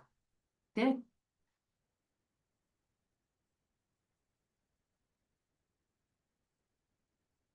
நாதே ஏவாஹம் ஜாது நாசம் நாத்வம் நேமே ஜனாதிபா நைவ நா பவிஷ்யாமி சர்வயம் அதாபரம். அப்படின்னா அதாவது நானும் நீயும் இல்லாத காலம் என்று ஒன்று இருக்கவில்லை இல்லையா. மேலும் வந்து இங்க இருக்கவங்க எல்லாருமே கூட வந்து அதாவது not you are all these Kings. இந்த இங்க இந்த போர் முனையில் இருக்கக்கூடிய எல்லா ஜீவன்களுமே வந்து முந்தைய காலகட்டங்களிலுமே இருந்திருக்காங்க. இன்னும் ஃபியூச்சர்ல கூட வந்து அவ்வாறு இல்லாமல் இருக்க போவதும் இல்லை அப்படிங்கிறதுமே வந்து அழகா சொல்றார். ரொம்ப அழகான அற்புதமான ஸ்லோகம். ஓகே. அப்படி நம்ம இந்த ஜீவன்கள் வந்து எத்தனையோ பிறவிகள் வந்து எடுத்து வருகின்றது இல்லையா. 84 விதமான உயிர்வாழிகளை வந்து கடந்து வருகிறது இந்த ஜீவன். ஓகே. ஆனா அது ஒரு குறிப்பிட்ட காலம் வரைக்கும் தான் நம்ம எல்லாமே இந்த உடல்ல இருக்கிறது. ஸோ ஆனா அது எல்லாமே தற்காலிகம் இல்லையா. அந்த தற்காலிகமான இந்த வாழ்க்கையில வந்து நாம நிரந்தரமான தீர்வை தேடிக்கொண்டிருக்கின்றோம். எந்த தளத்துல? பௌதிக தளத்துல இல்லையா. ஸோ அது எல்லாமே ஆன்மீக தளத்துல போகும்பொழுது நித்தியமான ஒரு தன்மையை வந்து ஏற்படுத்தி கொடுப்போம். ரொம்ப முக்கியமானது. ஸோ ஒரு குறிப்பிட்ட காலம் வரையில் இருக்க வேண்டியது இருக்கிறது இல்லையா. நம்ம பிறக்கிறோம், வளர்றோம், நம்முடைய கர்மங்களை ஆற்றுவோம், நம்முடைய கடமைகளை செய்யறோம், இறைவனுக்கு பக்தி தொண்டு பண்றோம். மரணிக்கும் பொழுது நாம் ஆற்றியிருக்கக்கூடிய நற்காரியங்கள் அதனுடைய குவாலிஃபிகேஷன் என்னன்னு பகவான் தான் நிர்ணயிப்பார். அதற்கேற்றவாறு இல்லையா. ஸோ நம்முடைய கர்ம பலன்கள் அமைந்தால், அவரிடத்தில் சேர்வதற்கான பாக்கியம் பெற்றால் நமக்கு அந்த பாதையுமே வந்து ஏற்படுத்தப்படும். இல்ல still we are not completed, நம்ம யோகத்துல வந்து முழுமை அடையவில்லை என்று வரும்பொழுது ஆட்டோமேட்டிக்கலி நாம மீண்டும் ஒரு பிறவி எடுக்கிறதுக்கான வாய்ப்பு பெறுகின்றோம். சோ ஒரு விலங்கினை அல்லது ஒரு உயிரினை கொன்றால் ஒரு குறிப்பிட்ட உடலில் அது சிறைப்பட்டிருக்க வேண்டிய ஒரு குறிப்பிட்ட காலம் பூர்த்தியாவதற்கு தடையாக அமைகிறது. எஸ் இல்லையா? அது எறும்பா கூட இருக்கட்டும், எறும்பு கூட எப்போ மரணிக்கணும்ன்றது இருக்கும்போதோ அது அந்த ஒரு நிலையில தான் நாம வந்து பண்ணணும். ஆனா அதையே நாம் என்ன பண்றோம், வீல் புட்டு அதையே கொல்லணும். கருப்பு எறும்பு வந்து கண்டிப்பா கிடைக்காது இல்லையா? ஆனா அதையே கூட வந்து நம்ம என்ன பண்றோம், இது என்னது இது அப்படின்னு சொல்லிட்டு கொஞ்சம் ஒரு மெடிசனை வந்து அந்த ஓரமா தள்ளி விட்டுறோம் இல்லையா? ஸோ அதனால அந்த கனெக்டிவிட்டியே துண்டிக்கப்படுகின்றது. ஸோ இப்படி ஒரு எறும்புக்கு கூட வந்து நாம வந்து துன்பத்தை விளைவிக்கக்கூடிய அந்த ஒரு ரூல் வந்து கிடையவே கிடையாது. ஸோ அதாவது நாம யாருக்குமே வந்து துன்பத்தை விளைவிக்க கூடாது. நமக்கு அந்த அதிகாரமும் கிடையாது. ஸோ அடுத்தவங்களுக்கு கஷ்டத்தை கொடுக்கக்கூடிய அதிகாரம் நமக்கு எங்கேயுமே வழங்கப்படவில்லை சாஸ்திர விதிகளை பிரகாரம். அதனால நம்ம வந்து உணர ஆரம்பிக்கணும். ஸோ இது அதாவது ஒரு குறிப்பிட்ட உடலில் அது சிறைப்பட்டிருக்க வேண்டிய ஒரு குறிப்பிட்ட காலம் பூர்த்தியாவதற்கு தடை அமைகிறது 100%. இல்லையா? அதனுடைய ஆயுட்காலம் எத்தனைன்னு நமக்கு தெரியாது. அதை நாம என்ன பண்றோம், நம்முடைய விருப்பத்திற்கு ஏறவாறு அவங்கள வந்து நம்ம வதைத்து விடுகின்றோம். ஸோ அதனுடைய ஆயுட்காலம் என்பது இருக்கும் பட்சத்துல நாம் அந்த அத்தகைய செயல் செய்வது என்பது மிக தவறான ஒன்று. ஆனால் ஒருவன் தனது புலனுகர்ச்சிக்காக பிற உயிர்களை கொல்லக்கூடாது இல்லையா? ஸோ ஜென்ரலி ஹண்டிங் போறவங்க இல்லையா, காட்டுக்கு போறவங்க எல்லாருமே நிறைய விலங்குகள் எல்லாம் கொண்டு வருவாங்க இல்லையா? ஸோ அதெல்லாமே தவறானது. அந்த காட்டுல அது எதுவும் பண்ணிட்டு இருக்கு, நம்ம எதுக்கு அதை போனோம், நம்ம வீட்டுல நம்ம இருக்கலாம் இல்லையா? அது பாவத்தில் அவனை சிக்க வைத்து விடும். ஸோ இவ்வாறு நாம வந்து ஒரு உயிரை கொல்வதற்கு நாம காரணமானா அது நமக்கு பாவம் அக்கௌண்ட்ல வந்து ஆட் ஆயிடும், அங்க போயிட்டு சேர்ந்துடும், கூட்டத்துல போய் சேர்ந்துடும். அதுக்கு நம்ம மீண்டும் பிறக்கிறோம். அத தா ஈஸ்வர வச சோபாலம்பம் உபாகர்ண யோபாய துரியா சங்கீத மனசஸ்தம் விஜ்ஞாபயாம் வபூஷ. மகாராஜா ரகுகணனின் கடும் துயரினை ஓகே கேட்ட பல்லக்கு தூக்கிகள், அதாவது அவருக்கு வந்து உள்ள உட்கார முடியல, ஒரு நிலையில உட்கார முடியல, சங்கடமா இருக்கு. அதை கேட்ட பிறகு கண்டிப்பா நமக்கு தண்டனை கிடைக்க போகுதுன்னு சொல்லி நினைச்ச இந்த மற்ற பல்லக்கு தூக்கிகள் இப்போ உண்மை சொல்லிடணும்ல, யாரால இந்த ப்ராப்ளம் வருது அப்படிங்கறத வந்து அவங்க எடுத்துரைக்க போறாங்க. எங்க அவங்களுக்கும் தண்டனை வந்துருமோன்ற பயம் கொண்டு இப்ப பேச போறாங்க அவங்க. அரசியல் நெறிப்படி மன்னனுடைய செயல்கள் பாருங்க. மன்னன் வந்து அதாவது ரஜோகுணம், மோட் ஆஃப் ஃபேஷன் இல்லையா, சத்திரியா இது. அவர் வந்து தனக்கு கீழே இருக்கக்கூடிய வைசியர்களையும் சூத்ரர்களையும் வந்து பாதுகாக்க வேண்டியது, பிராமணர்களை ரட்சிக்க வேண்டியது, பிராமணருடைய அறிவுரைகளை கேட்கிறது. ஸோ இதெல்லாமே அவருடைய கடமைகள் ஆகிறது. அதனால கீழ்ப்பணி புனிவோரை சமாதானப்படுத்தக்கூடிய இளமையா அவரால். ஃபார் எக்ஸாம்பிள் மினிஸ்டர்ஸ் இருக்காங்க, ஒரு மினிஸ்டருக்கு ஒத்து வரலன்னா அவரை தான் சமாதானப்படுத்தணும். ஏன்னா அதெல்லாம் மிகப்பெரிய தகுதிகள் இல்லையா? அந்த தகுதிகளை வந்து அவங்களுக்கு அத்தகைய தகுதி பெற்றவங்களுக்கு தான் அந்த பதவிகளே வழங்கப்படும். ஆனால் அவர்களுடைய செயல்ல வந்து பாதகம் வந்துடக்கூடாது. அதனால பிரஜைகள் வந்து கஷ்டப்படுவாங்க. அதனால சமாதானப்படுத்தக்கூடிய குணாதிசயமே அவரிடத்துல எல்லாம். ஒரு நாட்டோடு இன்னொரு நாட்டுக்கு சமாதானமாகிறது, அடுத்து வந்து தண்டிக்கிறது, தவறிழைத்தால் தண்டனை கொடுக்கக்கூடியது எது, அவருடைய செங்கோல். தாழ்த்துகிறான், அதாவது தாழ்த்துதல் என்பது இந்த இடத்துல ஒருத்தருடைய நிலையை பற்றி நாம நினைக்கிறது. அதாவது அவருடைய இவர் இப்படிப்பட்டவர் தான். ஃபார் எக்ஸாம்பிள் இப்ப துரோணாச்சாரியார் இல்லையா, துரோணாச்சாரியார் என்ன பண்ணாரு, திரௌபதியுடைய தந்தை இடத்துல போனார். சோ திரௌபதியுடைய தந்தையும் துரோணாச்சாரியாருமே வந்து ஜமதக்ன முனி இல்லையா? சோ ஜமதக்ன முனி தானே, இல்ல பரத்வாஜ முனி. சோ பரத்வாஜ முனி கிட்டதான் வந்து, பரத்வாஜ முனி யாரு, துரோணாச்சாரியாருடைய தந்தை. அவர்தான் வந்து வித்தையை வந்து கத்துனாங்க. இந்த போர் விதை எல்லாமே வந்து அவரிடத்துல தான். இருவருமே நண்பர்கள் தான் இல்லையா? சோ இந்த திரௌபதியுடைய தந்தையும் திரௌபதியோட துருபதன் இல்லையா? துருபதனும் சரி, அடுத்து துரோணாச்சாரியாரும் சரி, இருவருமே வந்து அவரிடத்துல சீடர்கள் போர்க்கலை கற்றுக்கொள்ள அவருமே வஞ்சனை இல்லாம எல்லாத்தையுமே அவர் எடுத்து வச்சார், கத்து கொடுத்தார். ஓகே, இப்படி இருவருமே சம வல்லமை கொண்டவர்கள், துரோணாச்சாரியரும் சரி, துருபத மன்னரும் சரி. ஆனால் ஒரு காலகட்டங்கள் வரும்போது நண்பர்களாக இருந்தவர்கள் பகைவர்களாக வேண்டிய ஒரு காலகட்டத்துக்கு தள்ளப்படுகிறார்கள். இங்கே இவர் பிராமணர், அவர் வந்து சத்திரியர் இல்லையா? சோ இவர் வந்து பொருளுதவி கேட்டு தன்னுடைய பிள்ளைக்கு வந்து உணவு கூட இல்லாம ஒரு கஷ்ட காலத்துல இருக்கிறத உணர்ந்து தன்னுடைய நண்பனா இருக்கக்கூடிய துருபதத்துல போய் சொல்றார். சோ அதாவது எனக்கு ஒரு பசுமாடு கொஞ்சமா எனக்கு ஒரு வாழறதுக்கான ஒரு நிலம் குடில் வேணும் அப்படின்னு கேட்கும் பொழுது அவர் வந்து ஏளனம் செய்து தாழ்ந்து பேசுகிறார். இது உதாரணத்துக்காக தான் இது சொல்றேன், இந்த எக்ஸாம்பிள். ஒருத்தரை வந்து தாழ்த்தி பேசக்கூடிய அந்த இது வந்து அகங்காரத்தினுடைய விளைவு. ஜென்ரலாவே அரசர்களுக்கு இருக்கக்கூடிய அந்த குவாலிட்டி, அகங்காரம் எனக்கூடிய குவாலிட்டி கண்டிப்பாக உண்டு. ஆனா அதே மாதிரி வேறு அரசர்களை நாம பார்க்கணும் இல்லையா? யுதிஷ்ட மகாராஜ், பரீட்சித் மகாராஜ் எல்லாம் நீங்க பாத்தீங்கன்னா அப்படி கிடையாது இல்லையா?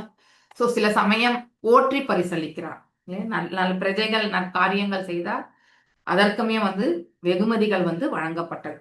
பல்லக்கு தூக்கிகள் வந்து மன்னர் சினம் கொண்டிருக்கிறார் என்பதை உணர்ந்தார்கள் அவர்கள். அதனால் தம்மை தண்டிக்க கூடும் என்றும் புரிந்து கொண்டார்கள் அவர். அதனால இப்ப வந்து பேசுவாங்க.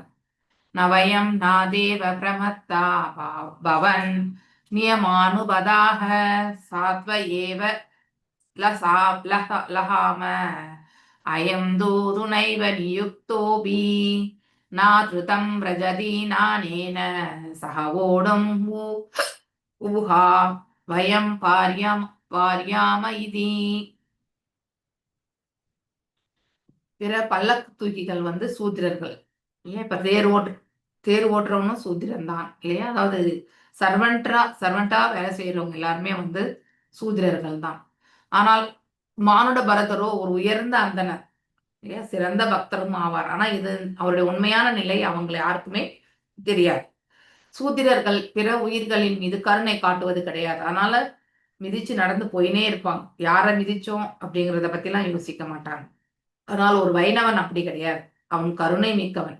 எந்த ஒரு சூழ்நிலையிலுமே ஒரு சிறிய உயிருக்கு கூட வந்து சங்கடத்தையோ வேதனையோ கொடுக்க கூடாது அப்படிங்கிறது வந்து அதுல குறிக்கோளா இருப்பாங்க. சோ ஒரு சூத்திரனுக்கும் அந்தன வைணவனுக்கும் இணைந்தால் அவர்கள் செயல் நிச்சயம் சீராக இருக்காது. ஒரே காம்பினேஷன் இருக்கணும். ஒரு பிராமணனுடைய குவாலிட்டிஸ் இன்னொரு பிராமணரால் தான் புரிஞ்சுக்க முடியும். ஒரு வைஷ்ணவனுடைய குவாலிட்டிஸ் இன்னொரு வைஷ்ணவால் தான் புரிஞ்சுக்க முடியும். அதே மாதிரி ஒரு சூத்ரன் செய்ய வேண்டிய வேலையை வந்து இன்னொரு சூத்திரனோட வந்து இணைந்து செய்தால்தான் அது கரெக்டா இருக்கும். ஏன்னா அந்த மனப்பக்குவம் என்பது அவர்களுக்கு அவ்வாறே அமைய பெறும். பல்லக்கை தூக்கும் சூத்திரர்கள் அது வழியில் உள்ள எறும்புகளை பற்றி கவலைப்படவில்லை அவர்கள். ஆனால் பரதரோ அவர் வந்து எந்த ஜீவனுக்குமே வந்து நம்ம தவறு இழைக்க கூடாது என்பதில் ரொம்ப உறுதியா இருந்தார். அதனாலதான் அவர் வந்து என்ன பண்ணார், ஜிக்ஸாக்கா போறார். அதனாலதான் இடையூறு நேர்ந்தது அப்படின்னு சொல்லிட்டு அழகா சொல்லப்பட்டிருக்கு. இன்னும் ஒரு ஸ்லோகம் என்ன படிக்கலாமா? எஸ் புஷ்பா மத்தாஜி வாசிங்க. सांसर्गिको दोष एव नूनम् एकस्यापि सर्वेषां सांसर्गिकानां भवितुम् अर्हतीति निश्चितया निशम्य कृपण वशो राजरघुगणा उपासित वृतो अभिनिसर्गेण बलात्कृत ईशत् उत्थित मन्योर् अविस्पष्ट ब्रह्म तेजसाम् जातवेसदम् इव रजशावेद मदिताः रजशावदे मदिताः. வாசிங்க மாதாஜி. புஷ்ப மாதாஜி இல்லைங்களா? அவங்க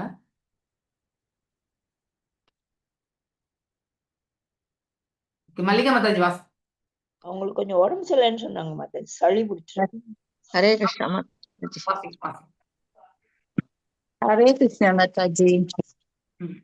सांसर्गिको दोष एव नूनं एकस्यपि सर्वेषां सांसर्गिकाणां भवितुम् अर्हतीति निश्चित्य निशम्य कृपणो वशो राजा रघुगण उपासित वृत्तोऽपि निसर्गेण बलात्कृतैः ईषत् उत्थितमन्यो अविस्पष्ट ब्रह्मतेजसां जातवेदसम् इव रजसाब्दे मदीराः சாம்சர்கிக நெருங்கிய தொடர்பிலிருந்து விளையும் தோஷ தவறு ஏவ உண்மையில் நூனம் உறுதியாக ஏகசிய ஒருவனின் அபி இருந்த போதிலும் சர்வேஷாம் மற்ற அனைவரின் சாம்சர்கிக காணாம் அவனோடு தொடர்புடையவர்கள் பவிதும் ஆவதற்கு அர்ஹதி இயல்வது இது இவ்வாறு நிச்சித்திய உறுதியுடன் நிசம்ய கேட்பதினால் கிருபண வச தண்டனைக்கு அஞ்சும் ஏழை பணியாளர்கள் ராஜா மன்னர் ரகுகணன் உபாசித விருத்த பணி செய்தல் மற்றும் உயர்ந்த முனிவர்களிடம் கேட்டல் அபி அதற்கு பதிலாக நிசர்கேன சத்திரியரான அவரது தனிப்பட்ட குணத்தினால்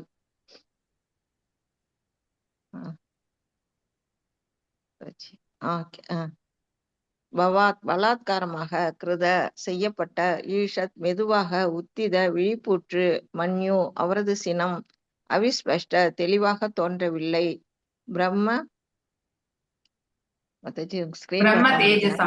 பிரம்ம தேஜசம் அவரது ஜடபரதரின் ஆன்மீக ஒளி ஜாத வேதசம் வேள்வித்தி சாம்பலில் மூடப்பட்டிருத்தல் இவ போன்று ரஜசா ஆவருத்த ரஜோகுணத்தினால் மூடப்பட்டு மதி அவரது மனம் ஆக கூறினார். மொழிபெயர்ப்பு தண்டனைக்கு ஆளாவோம் என்று அஞ்சிய பல்லக்கு தூக்கிகளின் வார்த்தைகளை மன்னர் ரகுகணால் புரிந்து கொள்ள முடிந்தது. ஒரு மனிதன் செய்யும் தவறினால் பல்லக்கு சீராக சுமக்கப்படவில்லை என்பதையும் அவர் அறிந்தார். இதனை நன்கு அறிந்து கொண்டதினாலும் அவர்களது வேண்டுகோளை கேட்டதினாலும் அவரது சினம் சற்று தணிந்தது. அவர் அரசியல் முதிர்ச்சி பெற்றவர், நல்ல அனுபவசாலியும் ஆவார். உண்மையில் மன்னர் ரகுகணனின் மனம் ரஜோகுணத்தினால் மூடப்பட்டிருந்தது. ஆகையினால் சாம்பலினால் மூடப்பட்டிருக்கும் நெருப்பு போன்று பரதரின் பிரம்மஜோதியும் தெளிவாக தெரியாததினால் அவரிடம் மன்னர் பின்வருமாறு கூற ஆரம்பித்தார். பொருளுரை ரஜோகுணத்திற்கும் சத்துவகுணத்திற்கும் இடையில் இருக்கும் வேறுபாடு இஸ்லோகத்தில் விளக்கப்பட்டிருக்கிறது. மன்னர் அரசியல் அறிவிலும் அரசு நிர்வாகத்திலும் தேர்ச்சி பெற்றவராகவும் முன்னேறியவராகவும் இருந்த போதிலும் அவர் ரஜோகுணம் உடையவராதலினால் சிறு கிளர்ச்சியினால் கூட அவர் சினமடைந்து விடுவார். தனது செவிட்டு ஊமை நடிப்பினால் பரதர் பல்வேறு அநீதிகளுக்கு ஆளான போதிலும் கூட அவர் ஆன்மீகத்தில் பெற்றிருந்த வளர்ச்சியின் வலிமையினால் அமைதியுடனேயே இருந்தார். இருந்தும் அவரது தெய்வீக கலையும் அவரிடம் பிறருக்கு தெளிவாக புலனாக வண்ணம் இருந்தது. Hare Krishna Mataji. Thank you Mataji. Thank you Mataji. So இப்போ இந்த பல்லக்கு தூக்கிகள் வந்து யோசிக்க ஆரம்பிக்கிறாங்க. இப்போ கொஷின் கேட்கிறார், ஆக்சுவலா ஏன் என்னாச்சு, ஏன் தண்டனை வழங்க போறேன், இப்படி எல்லாம் பல்லக்கு தூக்கினீங்கன்னா ஒரு நிலையில உட்கார முடியல அவரால் உள்ள பல்லக்குள்ள. ஸோ அதனால இவங்க இப்போ அதற்கான காரணம் என்ன என்பது அவங்களுக்கு தெரியும். ஆனா இனிமே அடுத்த ஸ்லோகத்துல அவங்க சொல்ல ஆரம்பிப்பாங்க அதை. ஸோ அதை தான் இந்த ஸ்லோகத்துல நம்ம படிக்கிறோம். Continuation of the previous sloka தான் இது. ஓகே.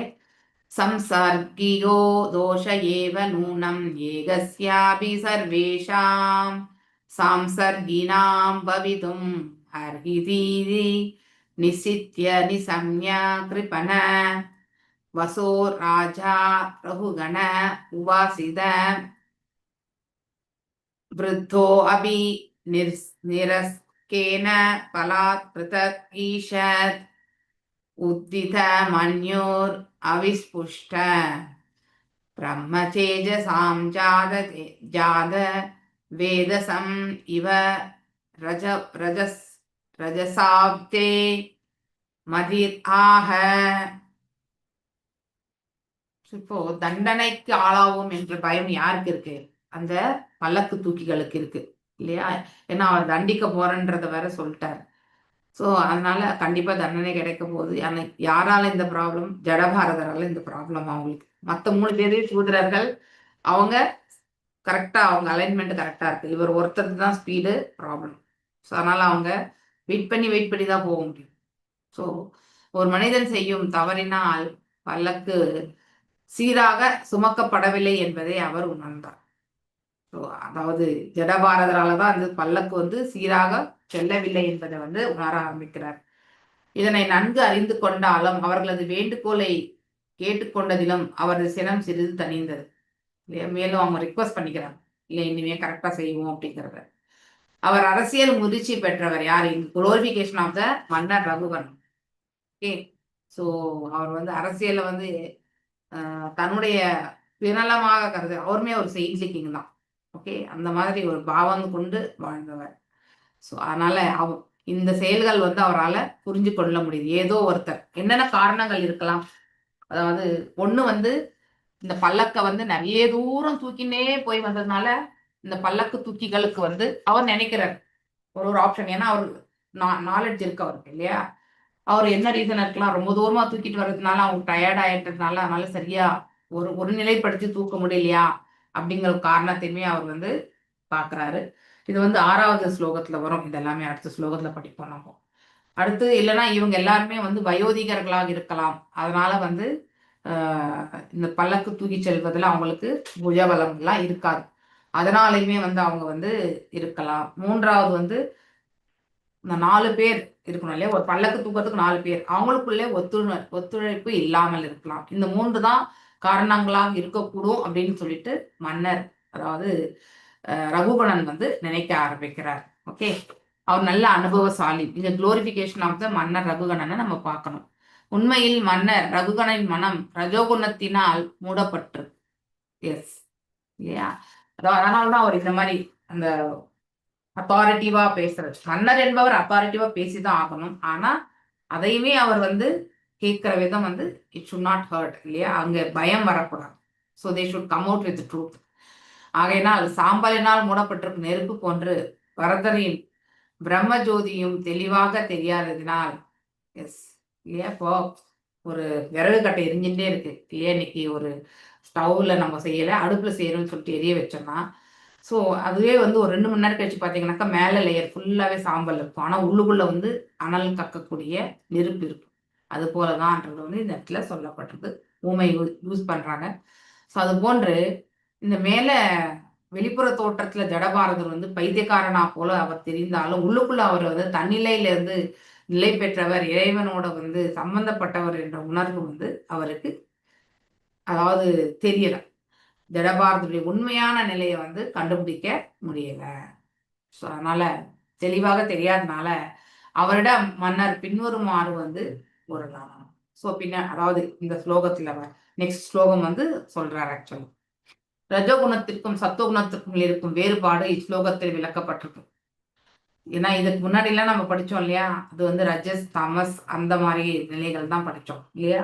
ஆனா இந்த இடத்துல சத்துவகுணத்துல வந்து எப்பவுமே பொறுமை, அடுத்து வந்து ஒரு சூழ்நிலை வந்து யோசிப்பாங்க, பிளைண்டா வந்து செயல்பட மாட்டாங்க. இதெல்லாமே வந்து உண்டு. ஸோ மன்னர் அரசியல் அறிவிலும் அரசு நிர்வாகத்திலும் தேர்ச்சி பெற்றவராகவும் முன்னேறியவராக இருந்த போதிலும், இல்லையா, அவர் ரஜோகுணம் உடையவராதலினால் சில கிளர்ச்சியினால் கூட அவர் சினமை அடைந்து விடுவார். ஸோ அதான் இந்த பிஸ்னஸ் இந்த மாதிரி இவங்களுக்கெல்லாம் பார்த்தீங்கன்னா நிறைய டென்ஷன் கொடுக்கூடாதுன்னு சொல்லுவாங்க இல்லையா? அவங்க நிறைய எடுத்து பேசுறதுக்கு, ஆனால் அவங்க சொன்னதான் ரைட்டுன்னு கேட்டுக்கணும். ஸோ அந்த மாதிரி ஒரு நிலை இங்கே. மன்னருடைய அறிவில் வந்து அவர் ரொம்பவுமே கை தேர்ந்தவர். ஆனாலும் அங்க என்ன நடக்கிறது 3 காரணங்களை சொல்லுவார் இல்லையா?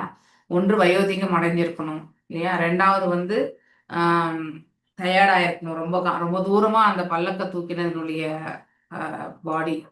3வது வந்து அந்த 4 பேருக்கு மத்தியில வந்து ஒத்துழைப்பு இல்லை என்பதை வந்து அவர் வந்து ஆலோசனை பண்றார். இதெல்லாம் அடுத்த ஸ்லோகத்துல வெளிப்படுத்துவார். ஓகே, தனது செவிட்டு ஊமை நடிப்பினால் பரதர் பல்வேறு அநீதிகளுக்கு ஆளான போதிலும் கூட, இல்லையா, நிறைய தவறுதலுக்கு அந்த இதுல வந்து அந்த சூழ்நிலைக்கு அவர் தள்ளப்பட்ட போதும் கூட அவர் ஆன்மீகத்தில் பெற்றிருந்த வளர்ச்சியின் வலிமையினால் அமைதியுடனே இருந்தார். ஸோ அதாவது பக்குவம் அடைந்து அப்படின்னா நம்ம வந்து டாலரன்ஸ் பண்ணிக்கிட்டே இருக்கணுமா, அதுக்குன்னு ஒரு எல்லை இருக்கு இல்லையா அப்படின்ற ஒரு கொஷின் நமக்கு எல்லாருக்குமே இடம் இல்லையா. ஏன் நம்ம வந்து இம்சையை வந்து நம்ம சகிச்சுக்கணும், ஏன் நம்ம அதை வந்து இக்னோர் பண்ணணும் அப்படின்றதாமே நினைப்போம். மாதாஜி ஏன் இப்படி சொல்றாங்கன்ட்டு இல்லையா. இம்சையை வந்து நாம வந்து ஏற்றுக்கொள்ளணும் அப்படின்ற பட்சத்துல இருந்து பார்க்கும் பொழுது நாம எந்த தளத்துல இருக்கோன்றது ரொம்ப முக்கியம்.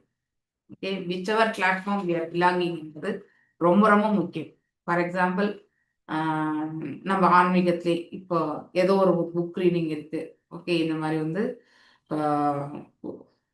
ஒரு குரூப் கிரியேட் பண்ணிட்டு நீங்க எல்லாருமே இப்பெல்லாம் பக்தி வைபவ படிக்கிறீங்க இல்லையா, அந்த மாதிரி தான். ஸோ அப்போ அந்த புஸ்தகம் வாங்கிட்டு வாசிக்கிறோம் இல்லையா, அந்த புஸ்தகத்தை வாங்கி நம்ம வச்சுட்டு வாசிக்கிறோம். ஸோ ஆனா இந்த தெய்வீக பிறருக்கு தெளிவாக புலனாகவில்லை, இது என்ன உதாரணத்துக்கு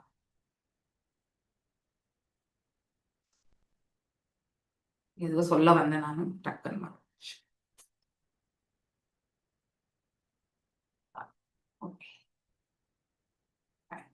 ஓகே, ஞாபகம் வரும்போது சொல்றேன் நான்.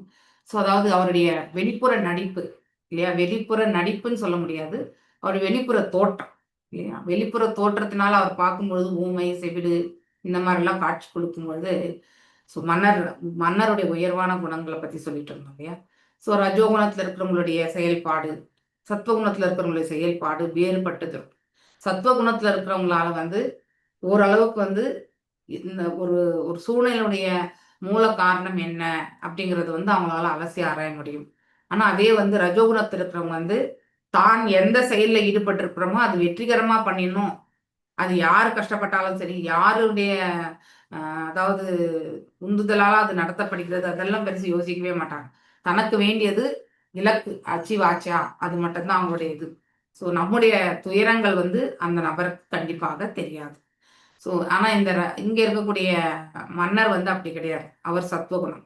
மேலும் இந்த இடத்துல அதாவது மன்னர் அறிவில் சிறந்தவரும் அரசு நிர்வாகத்தில் தேர்ச்சி பெற்றவராகவும் முன்னேறியவராகவும் இருந்த போதிலும் அவர் ரஜோகுணம் உடையவராகினால், அதாவது அவர்கிட்டயுமே வந்து எல்லார்கிட்டயுமே 3 குணங்கள் உண்டு, ஆனா அது எப்பொழுது செயல்படும்ன்றதுதான் முக்கியம். மெஜாரிட்டியா ஒரு பர்டிகுலர் குணம் செயல்பட்டு இருக்கும் இல்லையா. எப்பயோ ஒரு வாட்டி நம்ம வந்து மனது உடைந்த பிறகு வந்து தாமச குணத்தை கூட நம்ம வெளிப்படுத்தலாம் இல்லையா.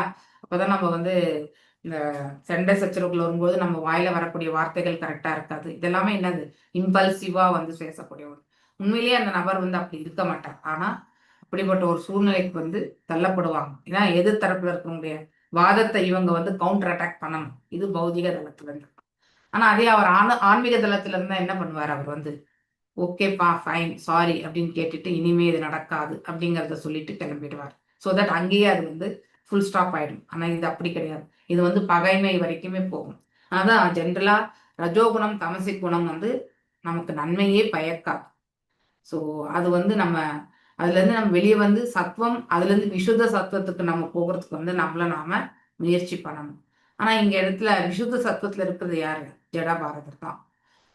அவர் ஆரம்பத்துல வந்து இதுக்கான முயற்சிகள் வந்து அதாவது என்ன ஆன்மீகத்தில் பெற்ற வளர்ச்சியின் வலிமையினால் அமைதியுடனே இருந்தார். யாரு, ஜடபாரதர்.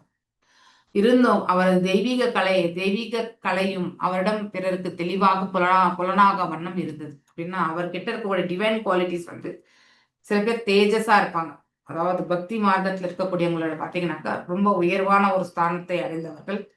ஸோ நல்ல தேஜஸா இருப்பாங்க. ஸோ அந்த அதாவது அவங்க கிட்ட ஒரு வைப்ரேஷன் கூட நம்ம சொல்லலாம். நம்ம அவங்க கிட்ட ஏதாவது அப்ரோச் பண்ணி பேசினா கூட ஸோ அவங்கள சுற்றி இருக்கக்கூடிய அந்த பாசிட்டிவ் எனர்ஜி நம்மளையுமே வந்து பக்குவப்படுத்தும். ஓகே, ஸோ எந்த இதுலையுமே நம்ம அதை தான் பார்க்கணும். இங்கே மன்னர் ரகுவனுடைய குவாலிட்டிஸை பார்க்கணும் இல்லையா. அதன் பிறகு அவர் வந்து ஜடபாரதரை அழைப்பார். ஆக்சுவலி பின்னாடி அவரே வந்து குருவாகவும் ஏற்றுக்கொள்வார். இப்போ குருவை தேடின்னு தான் போயிட்டு இருக்காரு அவர் வந்து. ஆனா பகவானுடைய கிருபையால அந்த குரு ஸ்தானத்தை வந்து ஜடபாரதருக்கு அவர் வழங்கினார். ஓகே, அதன் பிறகு ஜடபாரதர் அவருக்கு வந்து உபதேசங்கள் எல்லாம் கொடுத்து அதன் பிரகாரம் வந்து அரசாண்டு அவருமே வந்து மோட்சத்திற்கு அடைந்தார் என்பதுதான் இதனுடைய ஸ்டோரியினுடைய சுருக்கம் ஆக்சுவலி. ஓகே, நான் ஏதோ ஒன்று சொல்ல வந்தேன், நான் மறந்து போயிட்டேன். Okay, let me recollect. டக்குன்னு அந்த டைவர்ஷன் ஆயிடுச்சு. ஓகே, ஹரே கிருஷ்ணா. ஹரே கிருஷ்ண மாதாஜி. ஹரே ஹரே கிருஷ்ணா. கிருஷ்ணா மாதாஜி. ஹரே கிருஷ்ணா மாதாஜி. ஹரே கிருஷ்ணா. ஹரே கிருஷ்ணா மாதாஜி. வாழ்க வளமுடன் மாதாஜி. வாழ்க என்னைக்கு வாழ்க. மாதாஜி ஊருக்கு போறீங்க? நாளைக்கா? நாளைக்கு இன்னைக்கு காலையில நாளைக்கு காலையில 5:30 மணிக்கு ஃபிளைட். திருச்சி போயிடுவோம் நாளைக்கு காலையில. அங்க இருந்து ஸ்ரீரங்கம். Happy journey Mataji. ஜாக்கிரதையா போயிட்டு வாங்க ஹாப்பி மாதாஜி. ஜர்னி. கண்டிப்பா கண்டிப்பா கண்டிப்பா. Happy journey Mataji. நிறைய சேவைகள் இருக்கு. எல்லாருக்கும் நீங்க எத்தனை சேர்த்து மணிக்கு மாதாஜி அங்க வருவீங்க நான் ஸ்ரீரங்கம்? காலையில 7 மணிக்கெல்லாம் வந்துருவேன் மாதாஜி. நான் ஸ்ரீரங்கம் நம்ம இஸ்கான் டெம்பிள் எத்தனை மணிக்கு ஃபிளைட் மாதாஜி? 5:50. 5:30. அதை 5:30. விட்டா மத்தியானம் தான் இருக்கு. மத்தியானம் வந்து பாத்தீங்கன்னாக்கா 8,000 10,000 எல்லாம் இருக்கு. சும்மா எதுக்கு அப்படின்ட்டு தான் இது வந்து 4